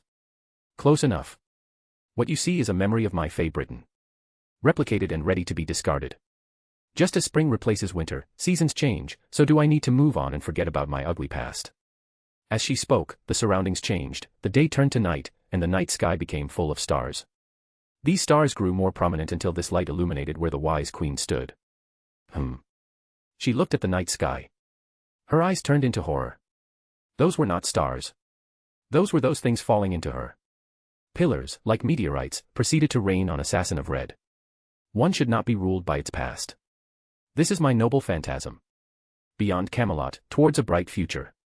And you, Assyrian witch, are already part of that past. An explosion followed as the Rongaminiads, like meteorites, exploded, shredding everything in their path. Darkness consumed the area. Morgan looked at her palm. A Rongaminiad was floating above her hand. Inside it, countless small explosions were happening. That's right, Morgan transported the wise queen into the small Rongaminiad and then executed her. More powerful than ever before. One becomes stronger when they're not chained to their past. Embracing future expectations made one excited about possibilities. That is what a bright future means. That's why I am stronger than any servant. The sheer hope, scoff now I sound like the red dragon. The pale blonde shattered the small Rongaminiad she was holding in her hand. It turned into small blue particles and ceased to exist. After pondering how soft she was becoming, the fairy queen turned around and walked towards Melusine. What she found was her knight sitting on a boulder next to her, lying on the ground, face first, was the white-haired priest. Is he still alive? He should be. He is a living servant. They disappear when they die, no. Melusine was not sure herself. All she got from Morgan was a shrug. I am no expert in human servants. He didn't disappear, so he should be still alive. As the dragon girl was about to lift him, the guy simply kicked out and ran away. Does he seriously believe he can run away? Lancer said with disbelief. Her golden eyes were wide. This action from the white-haired priest takes the cake. With a single lunge, a sonic boom followed as Melusine's high heel lunged into the priest's knee. Ag! I am going to break your limbs. Let's see how you run without those. Crack! Ag high! As the dragon girl was fixing her flop, Melusine looked embarrassed for allowing such development. Morgan looked towards the Black Faction's castle. She could see fighting there was getting close to being done. Well, the Great Grail War will end in a single day. Stupid Assyrian witch, who told you to summon a floating castle? The Fairy Queen scoffed at the development. Well, whatever, they can return to their cruise. Atalanta's fight against the Archer of Black is not as easy as she had thought. You are Chiron. Only in human form, it took me a while to understand who I was facing. She said with a frown. This guy is one of the worst enemies for her to face. Chiron is a great archer, fast, and can engage in close-range combat. The only superiority she might have is her bow and speed. She can't get close, and trying to outshoot him won't be easy. Same. It took me a few moments, but I understood you are Atalanta, the chaste huntress. However, it appears you have improved somewhat. You are holding a divine construct for a weapon. I am slightly jealous. The blonde sage said with a slight smirk. Atalanta frowned upon hearing that. She looked at her Tauropolos. This weapon was the result of her selling her soul to the devil. I suppose I will need to use my new noble phantasm to win. Archer, let's end her. We are far away from the castle. Use your noble phantasm. The master of Archer of Black ordered her servant. Very well. Chiron took his stance and prepared to shoot his arrow. Atalanta turned stiff. Master. Permission to use my full power. By all means, Atalanta. My apologies, Atalanta, but this arrow pierces the stars of Scorpion and Terry Snipe. Instead of shooting at her, Chiron shoots it into the sky. A constellation of Sagittarius appeared, and a beam of light descended towards her. I knew it. It's a constellation. You are not the only one with constellations. She pulled the bowstring of her bow and a lot of mana pumped into the new arrow, and then it got released. A bear's roar followed as the arrow rushed to meet the descending beam. What is going on? The arrow overpowered the blast from Sagittarius rushing into the sky, replacing the constellations. Instead of the centaur, it turned into a bear. That's Ursa Major. The master archer of Black recognized the stars. Have fun dodging the 7 arrows of the Great Dipper. Atalanta grinned as she jumped away. What did she mean? At that moment, the sky turned red as meteorites proceeded to descend on the centaur turned human and the master. We need to leave. Chiron realized the sheer damage this attack would do. It was a noble phantasm released from a divine construct. It's useless. The meteorites will follow you until you die. It's a noble phantasm forged from my will of a huntress who never misses and my connection with Calypso, who became a constellation of Ursa Major. TSK. Chiron proceeded to grab his master and started to rush away. Atalanta looked at this with a perplexed look. She looked at her smoky bow, the amount of mana she used. I need to practice the power output of this. I might have overdone it. Her gaze went to the red sky where 7 meteorites were descending. Oh my. I thought she would use Phoebus Catastrophe, but she went with 7 arrows. The sorcerer said to his knight, they were looking at descending meteorites. Did you teach your cat girl to shoot meteorites? Saber Alter asked with disbelief, now she was getting jealous. She can't summon meteorites. Not por se. I manifested a noble phantasm she never fully manifested before. It's similar to how you never got your horse or lance or the scabbard. This is similar. A portion of a myth is never realized into crystallization. The trio of blondes looked at meteorites slamming into the forest. Won't you do something? Those things will wipe out everything. Yeah, I guess so. Atalanta still needs to train the size she summons them. Ren casually commented on the sheer size of the rocks descending. Master, that thing is, Jean started to panic as those meteorites would wipe Tryphus from the map. Yeah, relax, sheesh. With a casual hand wave, the meteorite was gone, and the dust cloud never appeared. Let's go and see how my lioness is doing. Ren proceeded to walk towards the battlefield. Chiron was breathing heavily as he looked at Atalanta, who had no scratches to speak of while he was running on fumes. Those meteorites did no damage beyond the initial landing, which caught him with a second meteorite. I have disarmed your bow. What are you going to do now? The chaste huntress asked with a frown. She was still on edge, she couldn't allow this guy to get close. Before he can answer, he looks to the side. Well, it appears my time here is over. His comment made her look to the side. She noticed her master strolling towards their direction without any care in the world. TSK. Master. Let me finish this fight on my terms. I still need to earn my upkeep. Atalanta's words surprised Chiron. What does she even mean by that? With power, she was given.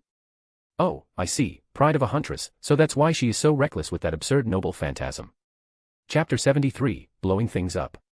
Of course, Atalanta, do what you must. I am simply here to do my part as master. Ren motioned to his lioness to calm down. I see. In that case, you have my thanks. Even though she thanked him, she was suspicious. She is still annoyed by his arbitrary summon before this. It appears we will be able to finish our duel, Chiron. The huntress said with a barely hidden happiness. It appears so. Very well. He took a martial arts stance. This stance made Atalanta slightly stiff.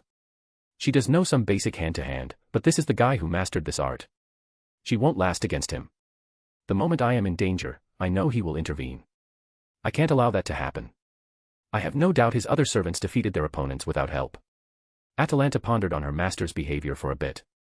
Without wasting more time, Archer of Red released a salvo of arrows. Chiron used a few remaining trees as cover before he got close to Atalanta. Before he can get close, the huntress proceeds to run away. Right, her myth of foot race. The sage swiftly realized why she was this fast. Her speed was beyond simply fast. As Atalanta got her distance, she proceeded to shoot midair. Chiron was able to dodge, but then the arrows got faster. TSK. Divine Construct. Your arrows can get faster. The blonde centaur turned human exclaimed as he pulled an arrow from his shoulder. Indeed. Now let me get those other limbs. Snort. You can try. But it won't be that easy. I need to take more of their time. The longer I survive here, the more chance my master will have to escape. However, at that moment, the castle in the background shook. Something proceeded to walk out. It was enormous. Is that a golem? Saber exclaimed with shock. Yeah, and it's as ugly as it gets. Saber Alter said with a scoff. Master. Let me destroy it. Alter already killed that vampire.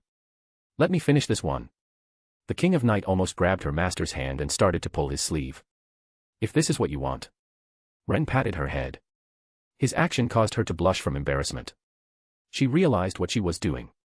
She moved her hand swiftly away. Come now. My Artoria is just the cutest, he teased her for a second. Yes. Then go. I will watch what my archer is doing. The sorcerer said with a knowing look. His gaze went to Chiron.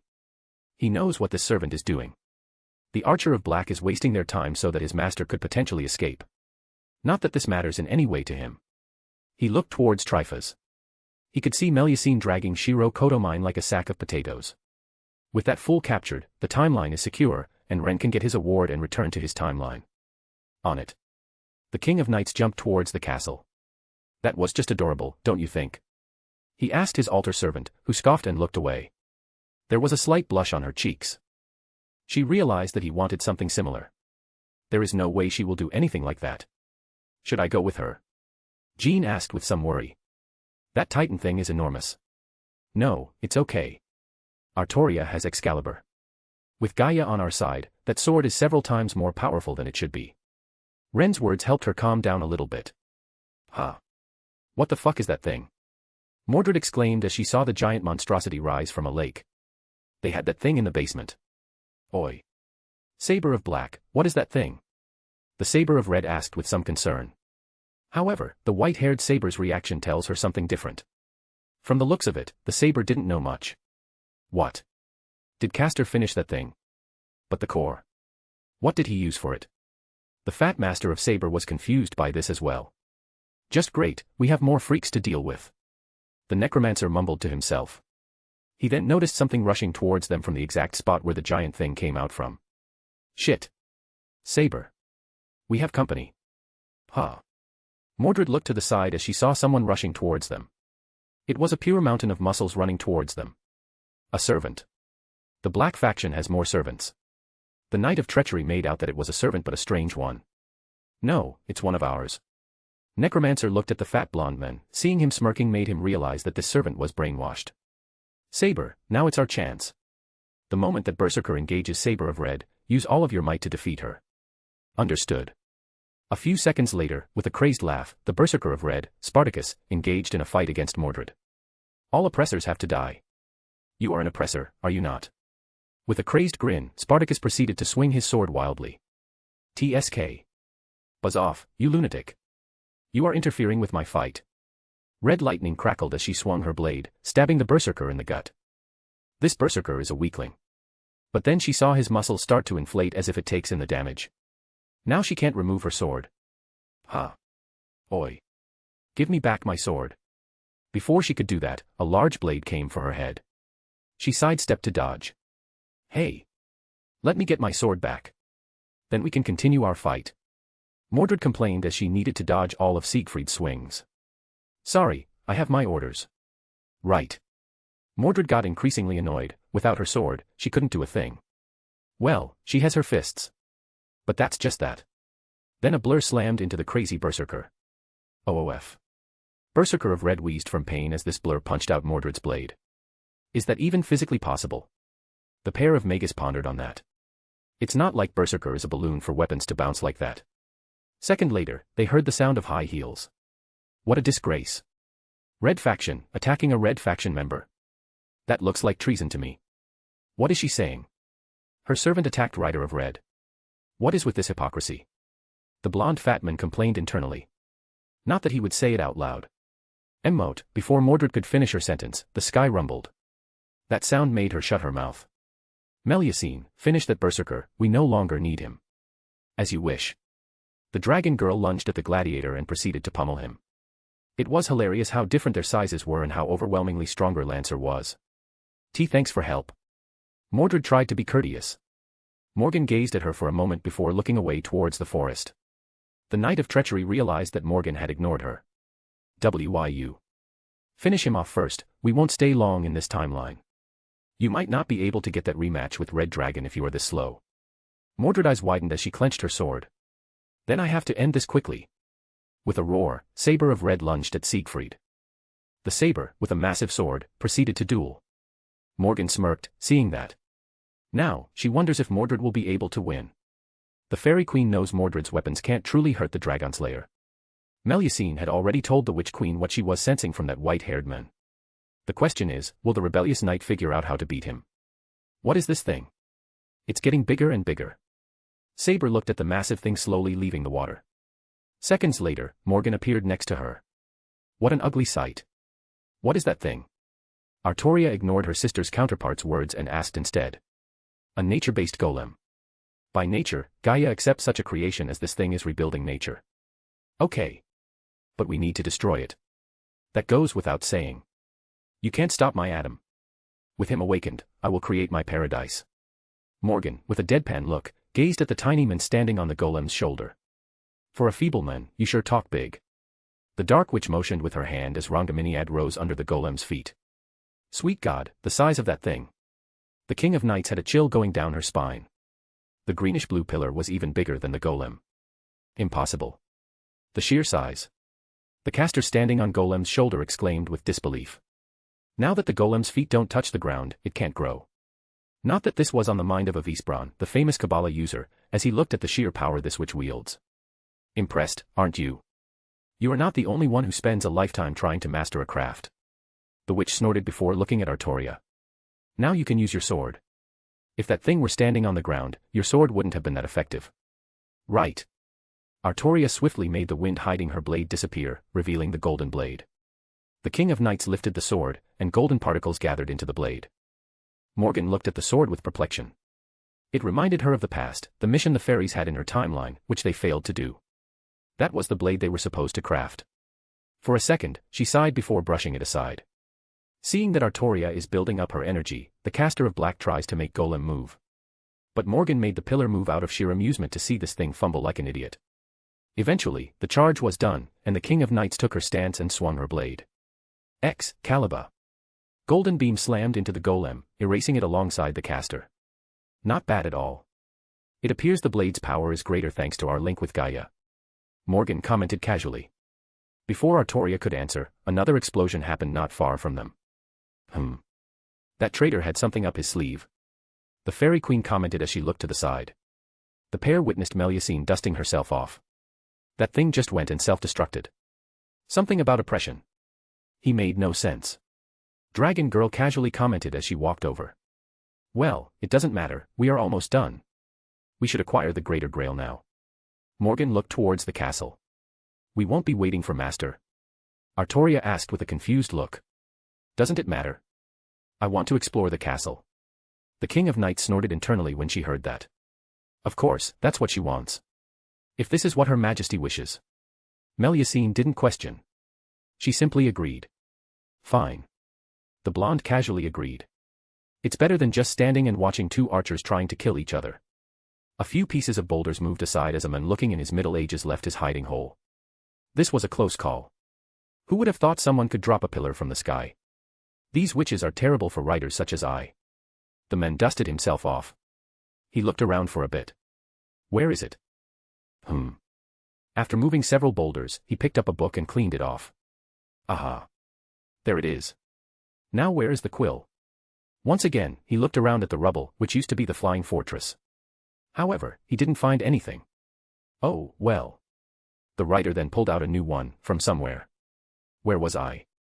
Ah, yes, the War of Two Witches. The man dressed in nobleman clothes stretched out his hands as he pondered on the angle of this story. I should check the battlefield for more inspiration. He offered for a second before snapping his fingers. Once again, Shakespeare shall create a masterpiece. After proclaiming his goal, he started to walk towards the castle. I am so bored. I am a goddamn goddess. Why do I have to stay at home like this? That's just not fair. Ereshkigal stomped her feet for a second. It had been several hours since everyone left except for her and Gray. Teacher, where are you? The girl's voice made Ereshkigal forget about all the anger as she swiftly walked over to the girl's side. Chapter 74, Atalanta's Killing Streak. With a thud, Chiron's body dropped to the ground. There was an arrow in his forehead. Atalanta smugly smiled at her latest kill. That was her greatest kill by far. She has hunted down the great sage. The trainer of heroes. A trainer who trained the likes of Hercules and Achilles. What cruel lioness you are. Was it necessary to disable all the limbs before taking his life? Ren asked her as he walked over with Jean and Saber Alter. You have a problem with my style of hunting? She asked with a frown. Not at all, your style is your style. But in that happiness, you forgot that he was wasting time. In other words, he allowed you to hunt him down like this. By this point, his master is 20 miles away from here. At that moment, her eyes widened for a second. She recalled that when she was using her 7 arrows, Chiron was carrying a girl, but by the time they returned to their duel, that girl was gone. Master, I thought you would take care of her. Atalanta pouted at him. Me. Darling, you said that you would take care of it. And both of them fought you innately. His response made sense to her. But she will not accept the simple fact that a prey escaped her. Then I will hunt her down. She was about to leave, but Ren stopped her. It's fine. I don't care about the masters in the first place. We are here for that fake priest, and Morgan is already in the castle. She will take care of the Greater Grail. As Ren explained, he got oddly close to her, and his hand moved towards her head. Atalanta tried to move away from him, but his hand ended on her head as he stroked her hair. He was touching those lion ears. Her whole body twitched as her tail got very stiff. What are you doing? She tried to complain. If this were anyone lesser of a being, he would have chopped that person's hand. But her aggressiveness only asks for more extreme actions, so she is trying not to react with anger. Praising my lioness for her impressive achievements. I don't need such a thing. As if I care about such minuscule things. If I took everything at face value, all my servants would be gone ages ago, as they don't need things. Isn't that right, Alter? The pale blonde crossed her arms and looked away. I love seeing a tough face before it melts away. He smirked while saying that. Regardless, Atalanta tried to move away. She was starting to feel strange. You damn sadist. Let go of me. The archer started to complain with an embarrassed look. Oh my. Is my huntress opposing my good gesture? Damn. Let go of me. Before she can complain more, a good feeling washes her over. Ag. A moan escaped from the huntress' mouth. This shocked Alter, who was enjoying the struggle of the chaste huntress. What did you do to me? Ha, you noticed. I used my true magic to make your experience several times more warm from my hand. Why, you are a crazy man. Atalanta was horrified that he would use his powers for such a petty thing. Before she could complain more, Ren moved in, hugged her from behind, and started to whisper something interesting. How about this? I have something interesting for you. What about slaying a saber for me? Saber. For a second, Atalanta forgot about her circumstances and focused on his voice. That's right. Mordred is having difficulty facing Siegfried, who can't be slain normally. But there is a way. His back, where Fafnir's blood never touched, thanks to a leaf. Atalanta realized that after recalling what she got from Grail. Indeed. So you can snipe him from the back. What do you say? He offered to her. He was hugging her tightly. Fine. Hearing the all clear, he let go of her. I am not some house cat you can tame. Ren smiled with amusement since she knew she couldn't get violent with him. It only leaves tsundere-like behavior. I know, my lioness and a lion, you shouldn't compare yourself to a house cat. His archer blushed hearing that, she nearly stomped her foot. After this, I request a foot race. If you win, you can do whatever you want with me. Before that, no more random touching. After that, she jumped on a branch before dashing away. So that's what a cornered lion looks like. Saber Alter casually commented. Do you need to do that to her? Jean complained. At the same time, she didn't like what Atalanta did to Chiron. There was no need for him to embarrass her like that. What are you saying, Jean? Should I do that to you instead? He asked with a confused look. Ha. He got you there. You shouldn't complain in the first place, Ms. Goody Two-Shoes Saint. Alter snorted at the ruler. She knows that her good side is very similar to this saint. It just makes her want to smack her just for that. It's just that. Don't worry, Jean. If you want attention, just tell me. I can give you a couple years' worth of attention any time of the day. Her mouth opened wide for a second. No. And no, I am fine. Don't mind me. Snort. She just remembered that you alter time any way you want. Alter grinned while seeing that panicky look. Happens. Now let's go, I want to see Atalanta blush again. This is not bad, but not good either. This castle is very basic, I don't sense any enchantments on the walls. Same with flooring and ceiling. If I were a buyer of this castle, I would give it 4 out of 10. However, it has a greater grail and homunculi creation chambers. I would push it up to 5 out of 10. Morgan explained to the pair. Right. Artoria was perplexed, she had no idea what to say. The concept of buying a castle is new to her. No one used to do that in her era. Castles are meant as a fortification of an area. To keep invaders at bay and slow them down. It's not like some sort of a house or a flat. Her Camelot was another form of power. Yet, ugh. Do you have any plans for this place, Your Grace? Melusine asked curiously. Perhaps. I could place it inside Rangaminiad and improve it over time. A place worthy of a queen, such as myself. The dragon girl nodded her head a couple of times. It will be a child's play. You used to keep Fay Britain in a lance. It will be nothing if we talk about this place. These two are on a page I can't even grasp. Artoria decided to stop talking and just listen. Maybe she will understand what they are talking about. Or it's a Fay thing. Oh, what do we have here? Morgan's voice made the brown-haired teen stop in his tracks. I was wondering who was walking in my castle. The fairy queen said with an indifferent voice. Her indifference was hiding something cold.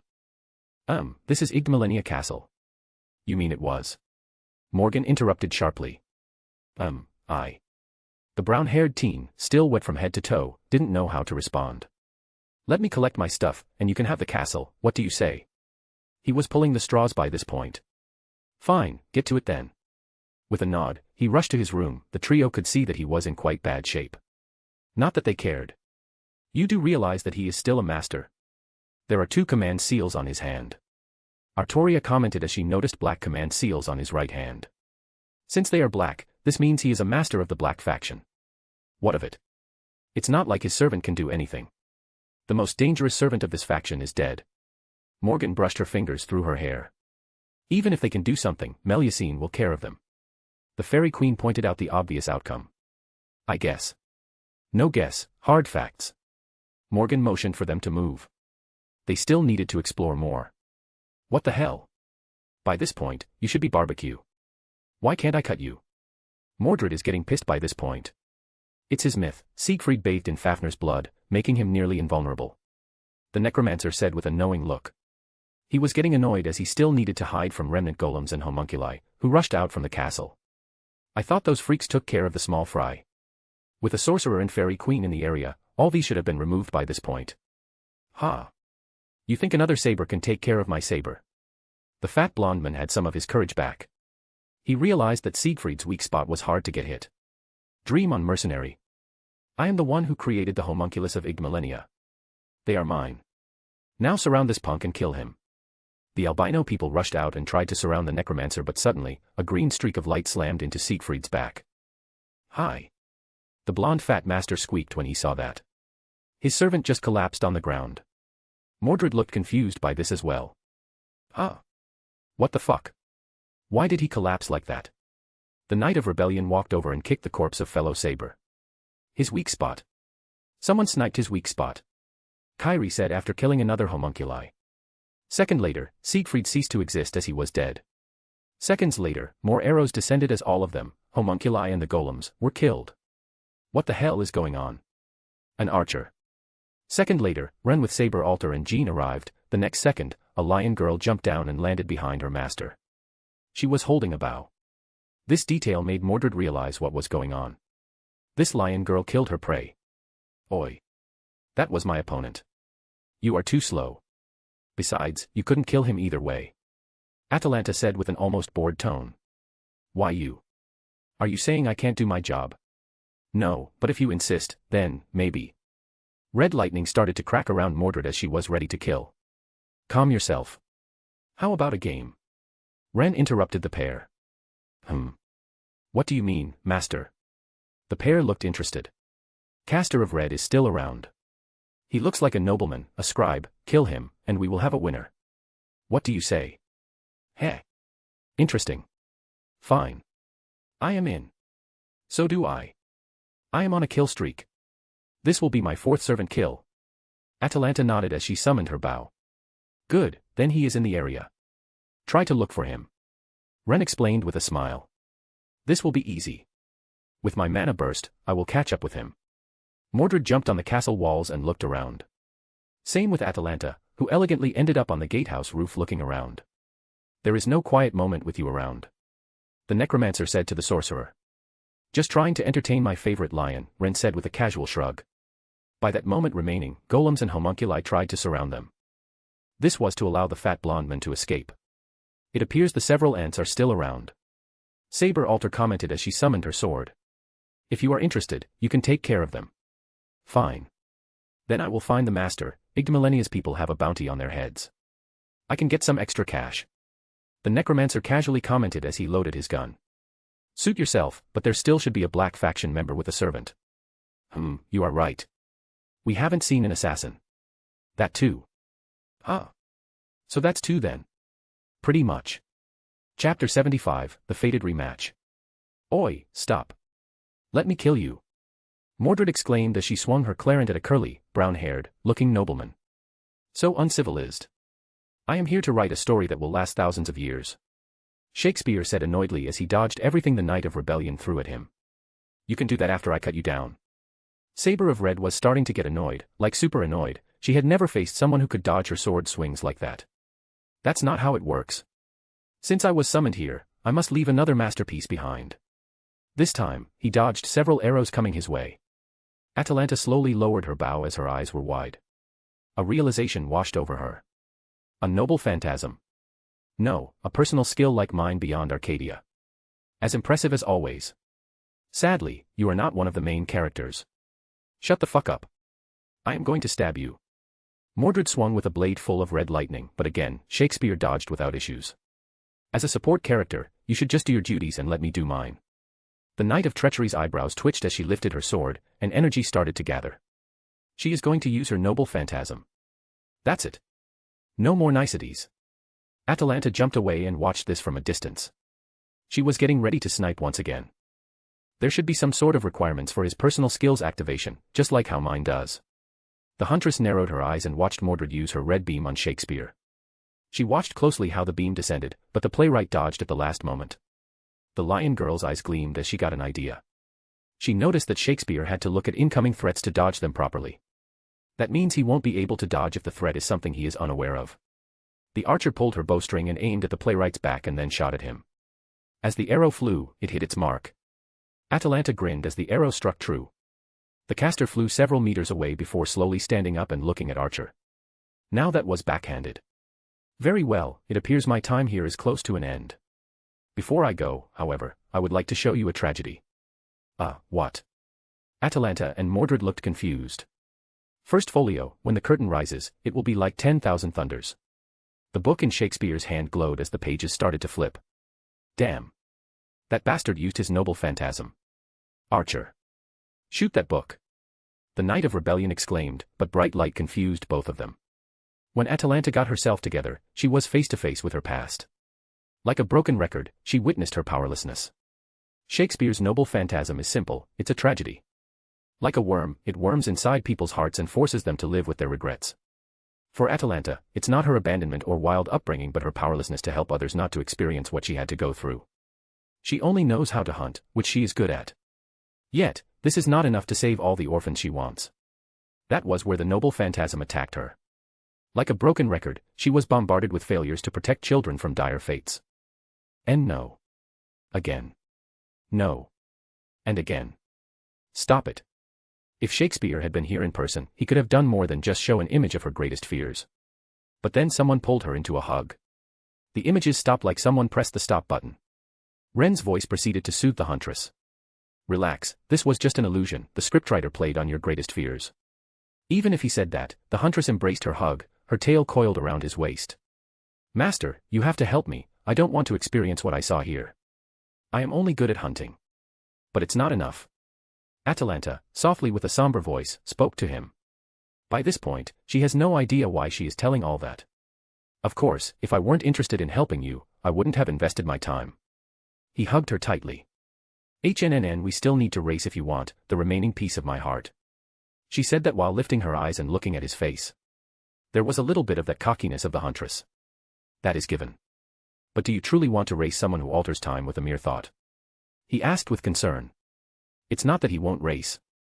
He wouldn't be able to race properly, in a sense. His perception is detached from ordinary people. I see your point. But I have to stick with what makes me, me. Atalanta didn't move on that. She knows she will lose, but her pride demands to lose in a proper competition. I suppose that is true. Very well. He agreed with her desires. His gaze then went towards where Mordred was. Unlike Atalanta, it's far worse for the Knight of Rebellion. As a servant who can be summoned as a berserker, she doesn't need much to lose her cool. Come on. Bulge already. Mordred roared angrily as she tried to pull out the sword of selection. Nothing works, she tried different types of grips, mana burst, but nothing worked. Damn it all. Damn it. Damn it. I won't lose like this. I will be a better king than my father. And you stupid thing won't stop me. As she furiously roared, she still tried to pull it out. Even if she said that she doesn't care, she is still doing it. As bravado is one thing, but pulling out the blade is another. You still don't understand. A familiar voice brought her out of her growing fury. Her gaze snapped to the side as she looked at her father standing there with a poker face. This was not the same father she saw with the sorcerer. This was her legit King Arthur with that poker face. Are you here to laugh at me? No, I am here to clarify what I said that day. Since you didn't understand. That day. Mordred had a flashback. She remembered the day she confronted her father about her legitimacy to the throne. When I said you are not fit to be the next king, I didn't mean the circumstances of your birth or bloodline. What I mean is personality. The sword won't accept you because of your shortcomings as a person. Brash, bad-mouthed, lack of discipline, easy to anger, those are not traits of a king. You need to be a knight first, a king second. That is what it means to be king of knights. Multiple emotions were going through the face of Mordred, she eventually frowned heavily. I don't want to be the next king of knights. That's your title. Yet, you wanted my throne to be my heir. She disappeared after saying that. The next moment, the whole illusion of the sword of selection disappeared. Mordred looked around, realizing that this was just an illusion. Ren, who was still hugging the lion girl, smiled. He summoned a partial version of Artoria from the Throne of Heroes to explain stuff to Mordred. That was, of course, the version which didn't experience being around him. Sorcerer. I wish to fight my father one more time. The Knight of Rebellion looked at Ren, who was still cuddling with the huntress. Are you sure? I do not care if she is stronger, more powerful, or anything like that. What about you fighting the proper version of your father? The one which was not corrupted by modern times. Ren suggested to her he knew his Artoria didn't want to fight Mordred anymore. So, he is suggesting an alternative. You can do that. Yeah. Fine, then I agree. The girl agreed with a grin, this would be even better than she initially thought. Good, give me a few seconds.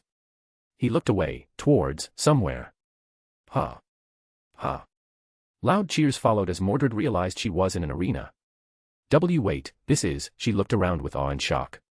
Even a musclehead like her knows what this place is. This was the Colosseum.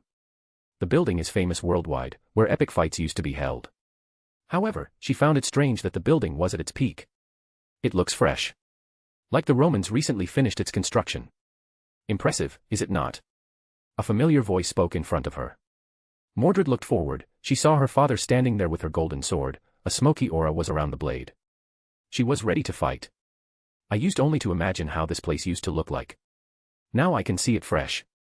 A perfect location to settle this once and for all. Mordred agreed as she got into her stance. In a way. Prepare yourself, Mordred. This time, no tricks, no curses, no extra weapons, only swords. I wouldn't want it any other way. The pair lunged at each other with mana burst after eyeing each other for a few moments. At the same time, in the royal stands, a group of people were watching. My younger self looks so stiff, Artoria commented while eating a burger. Her burger looks very high class, unlike Saber Alters, who was eating a Whopper from Burger King. Ha! That's how you looked when we first met in Amia's house. At least clean yourself before commenting. Morgan sighed as she cleaned up the ketchup from her mouth. Alright, sorry. Alter looked ashamed, she nodded like a small girl. In the meantime, the King of Knights grinned with a smirk, seeing her fallen version suffer like that. I assume their powers were not tampered with. Morgan asked her husband as she destroyed the dirty tissue with her magic. Nope, they have a limitless power supply, but that's about it. They can't lose just because they have no energy. He explained to her. I assume this is because Artoria has Dragon Core and Mordred doesn't. Indeed. Mordred might have the genes but not the perks of Merlin's machinations. The moment he mentioned Merlin, the pair of Artorius and Morgan grimaced. I see, that's why they have endless mana. Indeed, I don't want Mordred to complain that she lost because she doesn't have Dragon Core. Ren's eyes rolled, and his wife joined in that regard. I am more concerned than we were in the past, watching a fight between the King of Knights and Knight of Rebellion in a packed Colosseum, Ereshkigal commented as she finally could watch something entertaining. Relax, I rented the Colosseum from a Roman emperor, Ren explained. What? Yeah, I gave her an audio system for singing practice. She was more than happy to lend the Colosseum for a day. The sorcerer brightly smiled at her. Ugh. As expected from my husband. Morgan was pleased that he could arrange something like this to get the best experience at the war's end, which only lasted a single evening. It's funny how the preparations lasted longer than the war itself. Well, they attribute this to reckless behavior from the red and black factions. I am more concerned that you did this so randomly, Jean sighed. Still, she was enjoying her food. More than she should. She should try to reprimand her master, but the sweats are just too good. He did that because Mordred suffered from Shakespeare's noble phantasm, Atalanta commented as she ate her apple pie. Oh. Is his noble phantasm that good? Morgan casually asked. The stronger the being, the more lethal is his noble phantasm. Morgan's eyebrow went up. Now, she was curious. And no, you are not getting anywhere near him. I forbid you. Ren said seriously. The Fairy Queen pouted for a second. Not that I am complaining, but what am I doing here? The necromancer asked with a confused look. He doesn't mind the free beer, but this is too much. Mordred is your servant. Think of this as a freebie to enjoy Roman hospitality. Ren casually explained as he looked at the pair fighting. Chapter 76, The Third Grail. The fight between Mordred and Artoria was almost even. Both of their styles complemented each other. However, Artoria's experience and superior sword were the edge she needed to win. The King of Knights ended up stabbing the Knight of the Rebellion through the gut. Fuck. Mordred took several steps as she sighed in defeat. I guess, it wasn't meant for me. Well, whatever, I had some fun in this war. After saying that, she looked at her father for a bit before disappearing. Artoria slowly lowered her sword, Saber of Red wasn't there anymore. She then looked at Ren in the VIP lounge. The sorcerer gave her a thumbs up. The King of Knights nodded before disappearing. Well, this was interesting enough. Morgan hummed at the results of the fight. I should have bet on this. I could have won some money. Ereshkigal said that to herself. Did you say something, teacher? Gray didn't hear it properly. And no, nothing. The blonde goddess waved her hands in denial. Oh, okay. The underworld goddess sighed in relief. I should control Rin's urges more. That was close. Ereshkigal didn't realize that she was that greedy. On the other side of the VIP lounge, Alter Saber pondered on the fight she had just seen. I suppose finesse is necessary. The fallen knight acknowledged the shortcomings of her style. Her style is closer to Mordred's. It's more natural and overbearing, thanks to dragon traits. But it's not the best, as the King of Knights has shown her. Of course it is. Raw power is fine, but you have to wield that raw power. The King of Knights, sitting next to her, explained with an eye roll. Yeah, I hear you. Alter nonchalantly shrugged. She might pay attention in future exchanges. You are fighting with 2 swords, so gracefully moving is necessary. Artoria pointed out. Alter wanted to say that with 2 swords, she is more overbearing, not graceful. But she didn't say that as she just saw how an overbearing fighter lost. Well, this was fun, but we still need to end that war, Ren said as he got up. Yeah, though I lost my servant. The necromancer sighed. Well, at least he survived the whole ordeal. The percentage of survivors in the Grail War is not that big. Don't worry, just focus on your bounties, leave the remaining servant to us. Sure. Not that Kyrie could do or say anything else. He knows his limits, and he doesn't know the sorcerer's limits. That's the thing. That's why he is playing along. He can't wait for the whole thing to end and for him to return home. We still have to figure out who the assassin of Black Faction is. We haven't seen the master or the servant. Morgan said to her husband as they were walking through the corridors of the castle. The Fairy Queen looked around, thinking how to redecorate the place since she had conquered it. The original master was killed upon summoning. They are in the capital of Romania, Ren explained to his wife. Figures. No wonder we haven't seen them here. So it went rogue in the capital of this country. She inquired further. Yes. Stupidly summoning a serial killer, with an arrangement that triggers it, is stupidity on its own. He explained to her as his eyes went to the painting of Darnik on the wall. To think that he already had a painting of his own. The sorcerer chuckled, seeing this. Well, he knew he would die. So he left this behind. Morgan commented on what she thought about that. Depends. Perception like that becomes vague after you become that ambitious. The man kept his soul and body fresh as he fed on the fetus of young babies. He survived longer than he should have. I doubt death was on his mind when he was this close to success. To Ren's explanation, Morgan trembled with anger. It was short and lasted only for a few brief seconds. She quickly recovered. The fairy has heard about what the magus do to people. However, there should be some things they shouldn't cross. Relax, he pulled his beautiful wife into a one-hand hug. I would, but you need to take responsibility for making me this emotional. She said with a small, pouty look. Of course, what does my wife queen want? He asked her while stroking her waist. I haven't decided yet. Maybe some sort of dinner, a date. We haven't had one for a while, the pale blonde witch slightly smiled while saying that. This timeline rescue finally becomes useful to her. She is getting something out of it. Sure, if this is what you want. Yes, now let's go. She grabbed his hand and proceeded to lead them away. Ren noticed that the painting behind them started to burn away in blue flames. Internally, he shook his head. He is pitying Darnik, they might encounter that magus again. Knowing his wife, she won't forget him for several thousand years. So, whichever counterpart they will meet, she no doubt will torture him to death. Maybe even further than just simple death. The pair continue to explore until they finally reach the underground place. Where the massive orb was, this orb was the Greater Grail. Here we go again, Morgan said with a bored tone. She is getting tired of seeing this thing for the 3rd time now. What are you going to do? You have one for yourself, the other one is with the Tosaka family, and this one. The witch asked him.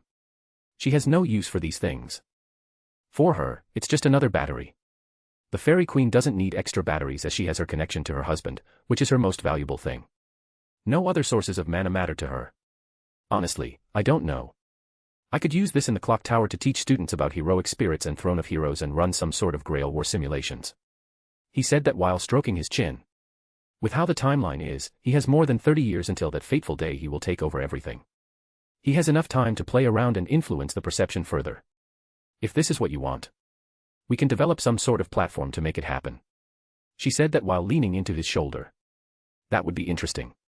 As he said that, a blue ripple appeared underneath the Greater Grail, and the object started to sink into it. Less than a minute later, Ren acquired his second Greater Grail. At the same time, a certain assassin in the capital of Bucharest ceased to exist as she couldn't sustain herself anymore. Just like that, the Great Grail War just ended in a single day. I suppose if we enter another such a competition, we should just allow servants to do all the fighting, Morgan suggested as she felt this went far too quickly, even if she didn't want to stay long. It was still too soon, in her opinion. She wasn't able to show off her knight. Yes. I think I shouldn't interfere if we get another chance. He sighed as well. Darnik was too moronic, and he was too rash. I sensed a servant disappear in the area.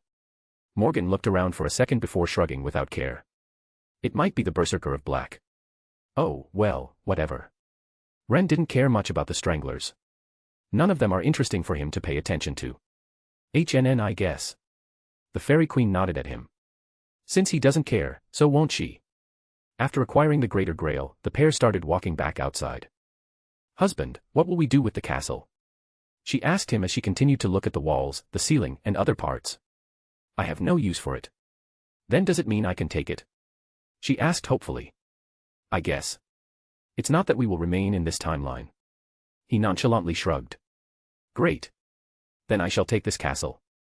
Morgan sounded excited about the opportunity to have a castle once more.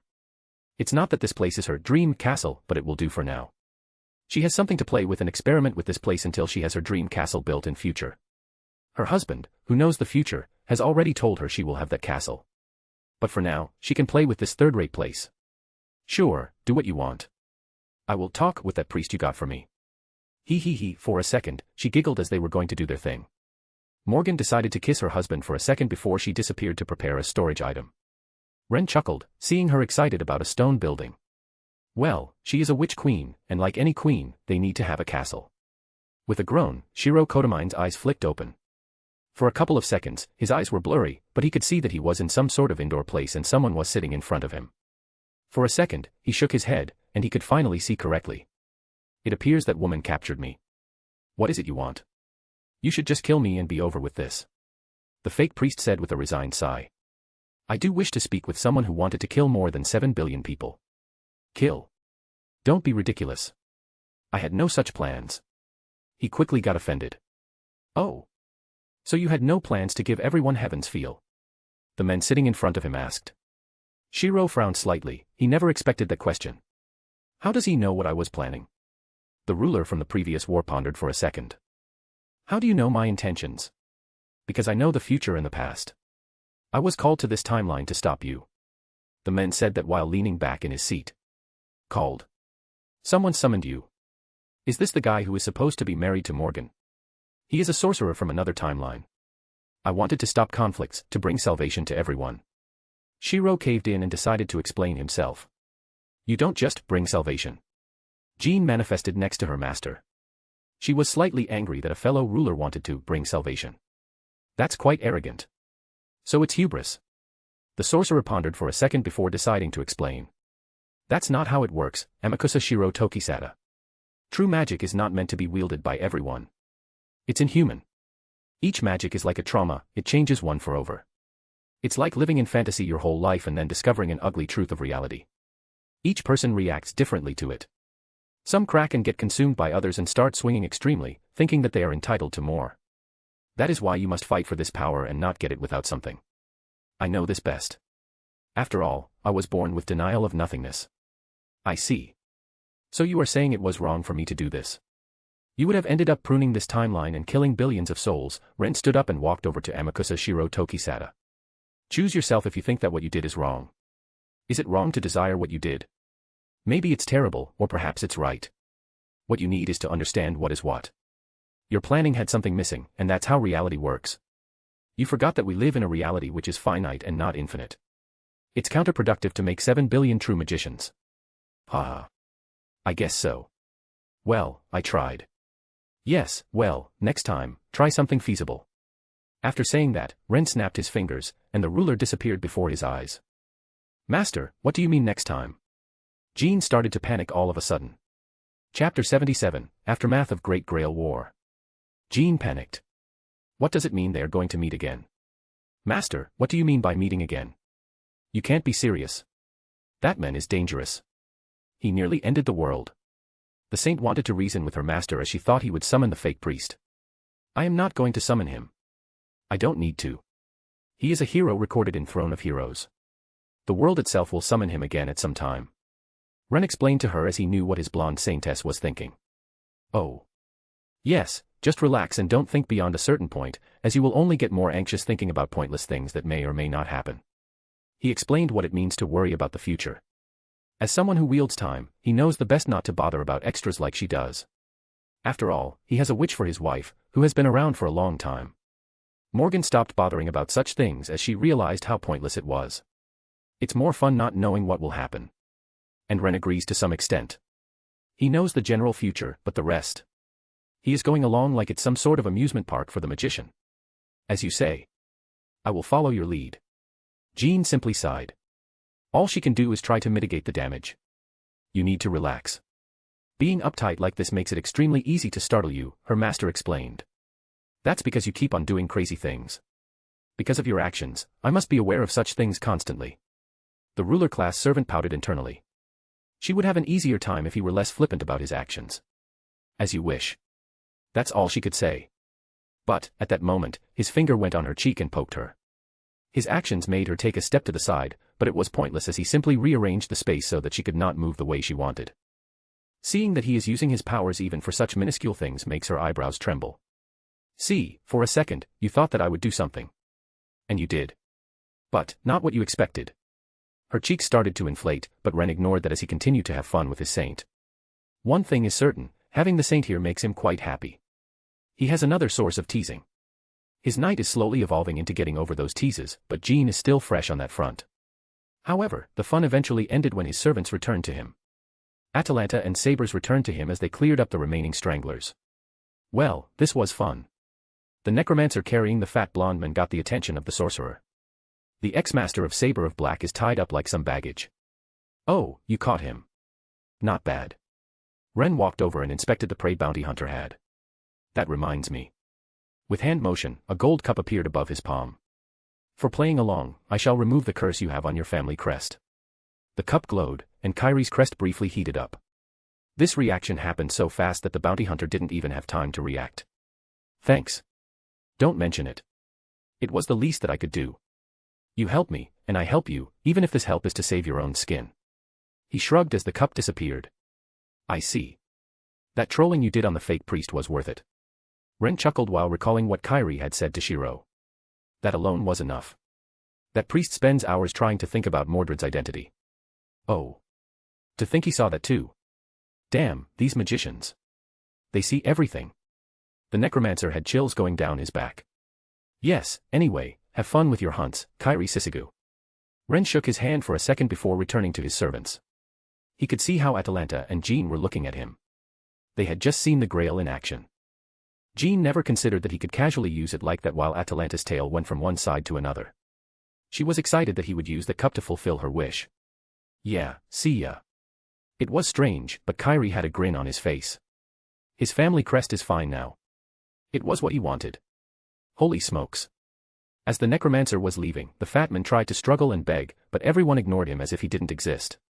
As the pair were gone, Ren looked at his selection of blondes. Now that I think about it, I only have blondes. Even Atalanta was greenish blonde. The only exception is Melusine, who is white-haired. Even Gray is blondish platinum. What is it? Artoria asked him as she was confused by his peculiar look. Nothing. It would seem I have a thing for blondes. He said that they all looked at each other, inspecting their hair. That's just your luck. Alter said with crossed arms while looking away. Is he complaining about them? Good enough for me, he replied with a smirk, which made Alter roll her eyes at him. Following Ren's guidance, the group walked back to the castle and arrived at one of the workshops. It was underground where mana could easily saturate and don't leave easily. Morgan had set up her shop here. She was using her magecraft to create a hollow rhomgaminiad. What is that? The pair of sabers noticed the object in the fairy queen's hands. It was glowing in a peculiar light, illuminating the whole stone room. Rhomgaminiad is a form of magecraft.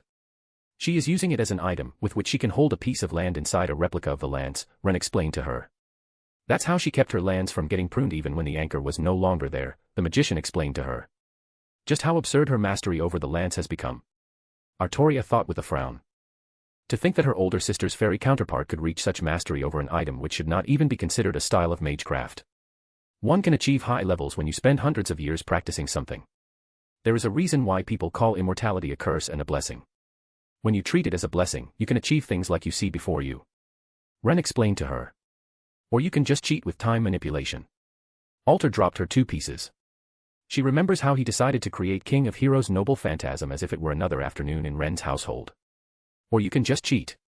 The magician smiled at Alter as he agreed with her. I am not going to comment. Jean doesn't even want to start with any of this. She is sticking with her Crystalist legends. Don't be a spoilsport. You should see what Master did when he was just a simple magician of one true magic. Alter grinned as she looked at Jean. What did I do? He tried to recall anything important besides summoning his wife and acquiring his other 2 servants. The fact you nearly drove me mad. Or that my previous master almost went insane, too. Oh, that. If you are wondering, it was not my intention. I simply wanted to win the war. Ren now recalled that Alter was a regular saber back then. What did he do? Saber was now curious. Nothing big. I think Morgan drove her to despair, to the point that she inverted. Still, to this day, we wonder how such a thing happened. But I think it's related to the sword. Some sweat appeared on Saber's forehead. For a second, she wondered how intense Alter's despair was for this to happen. Nothing big, you say nothing big. Jean felt that she needed to defend a fellow servant. Hey. I don't need goody two-shoes to step up for me. Now Alter felt like she had gone too far if Saint stepped in. But. No buts. Just go rescue cats from trees or something. Alter pushed the blonde away. Just like that, the theme switched to something weird as the servants split up to do something else while Morgan continued to work on her magecraft. Around early morning, everyone left the castle as the Fairy Queen finished with her artifact. A greenish-blue light consumed the castle, leaving behind a large chunk of missing land. It looked like someone had taken a bite out of it. That was quick. Atalanta was surprised by the speed of this. These fairies are dangerous. Yes, well, it was a quick work. Morgan wasn't that proud of her handiwork. Someone is itching to return to our cruise. Ren chuckled, realizing why such a rushed creation. Of course, we still need to marry somewhere again, preferably at a wedding of a different culture. Morgan simply can't forget the promises they made from a date to another wedding. The quicker they return to their timeline, the better. Atalanta and Jean looked confused for a second. They were married, so why another marriage? It felt like a waste of time. Only Melusine looks excited as she can finally see the ceremony properly for the first time. As my fairy queen wishes. I suppose we could do a Chinese-style one, red robes, with phoenixes and dragons. Ren suggested this to his wife, who walked over to his side. The beauty grabbed his hand before starting to hug it. We could. Once we are back on the ship, we can discuss this in more detail, Morgan pondered in a happy voice. You did well. The major timeline branch is secure. The consequences of this are unknown. But as promised, you have access to the counterforce. A female, emotionless voice spoke directly into Ren's head. The magician looked at the ocean before him from the moving ship. That's fine with me. I won't use this anytime soon, Ren replied. It's the traveling powers which you wanted. I suggest visiting the Grand Order timeline with which you are familiar. You have been snooping around, didn't you? We might have been. At least you are not lying. That's a human thing to do. We are a system. Who behaves like a woman? Yes, I know. Ren sarcastically replied to Gaia and Alea. Both were trying to speak to him. It was like a feeling that the twins were trying to use a single PC to chat with him. Your human humor is alien to us. Even though they said it like that, he could feel some anger behind it. Whatever, I will consider your suggestion. At this moment, I have an attention-hungry wife to deal with and a saint to tease. Ren waved his hand and threw the connection away. He had no patience for a system that wanted to milk him for more power. Are you done with those two? Morgan pushed her sunglasses down and looked at him, who walked back to her. Yeah, they already suggested my next trip. He replied with an eye roll. To think that my mother is such a slave driver. The Fairy Queen sarcastically called Gaia her mother. Ren snorted when he heard that. He went over and lay on the sunbathing bed beside his wife. The witch placed another pair of sunglasses on him and then proceeded to snuggle. Gah. Why do I have to show things around? Ereshkigal complained as she saw those two detach from the rest of them. You are my student, so do your thing. Ren ordered to instruct the newcomers. Damn it all. First, I don't fight, and now I am stuck as a guide. The goddess-turned-servant wanted to complain about where justice was in this. I am sure you will do a great job. Jean always tries to motivate, but to Ereshkigal, she looked far too bright even to her. I am more impressed with these artifacts. They can hide my tail and ears. Atalanta commented on her lack of tail and ears. It's nice, in a way. She felt like in her old days when she was just a huntress and not a hybrid. Can I join them instead? Melusine pointed at the pair of Artorias who were waging war on each other with water guns. To the dragoness, it looked like nice shooting practice. Ugh. Ereshkigal wanted to bang her head.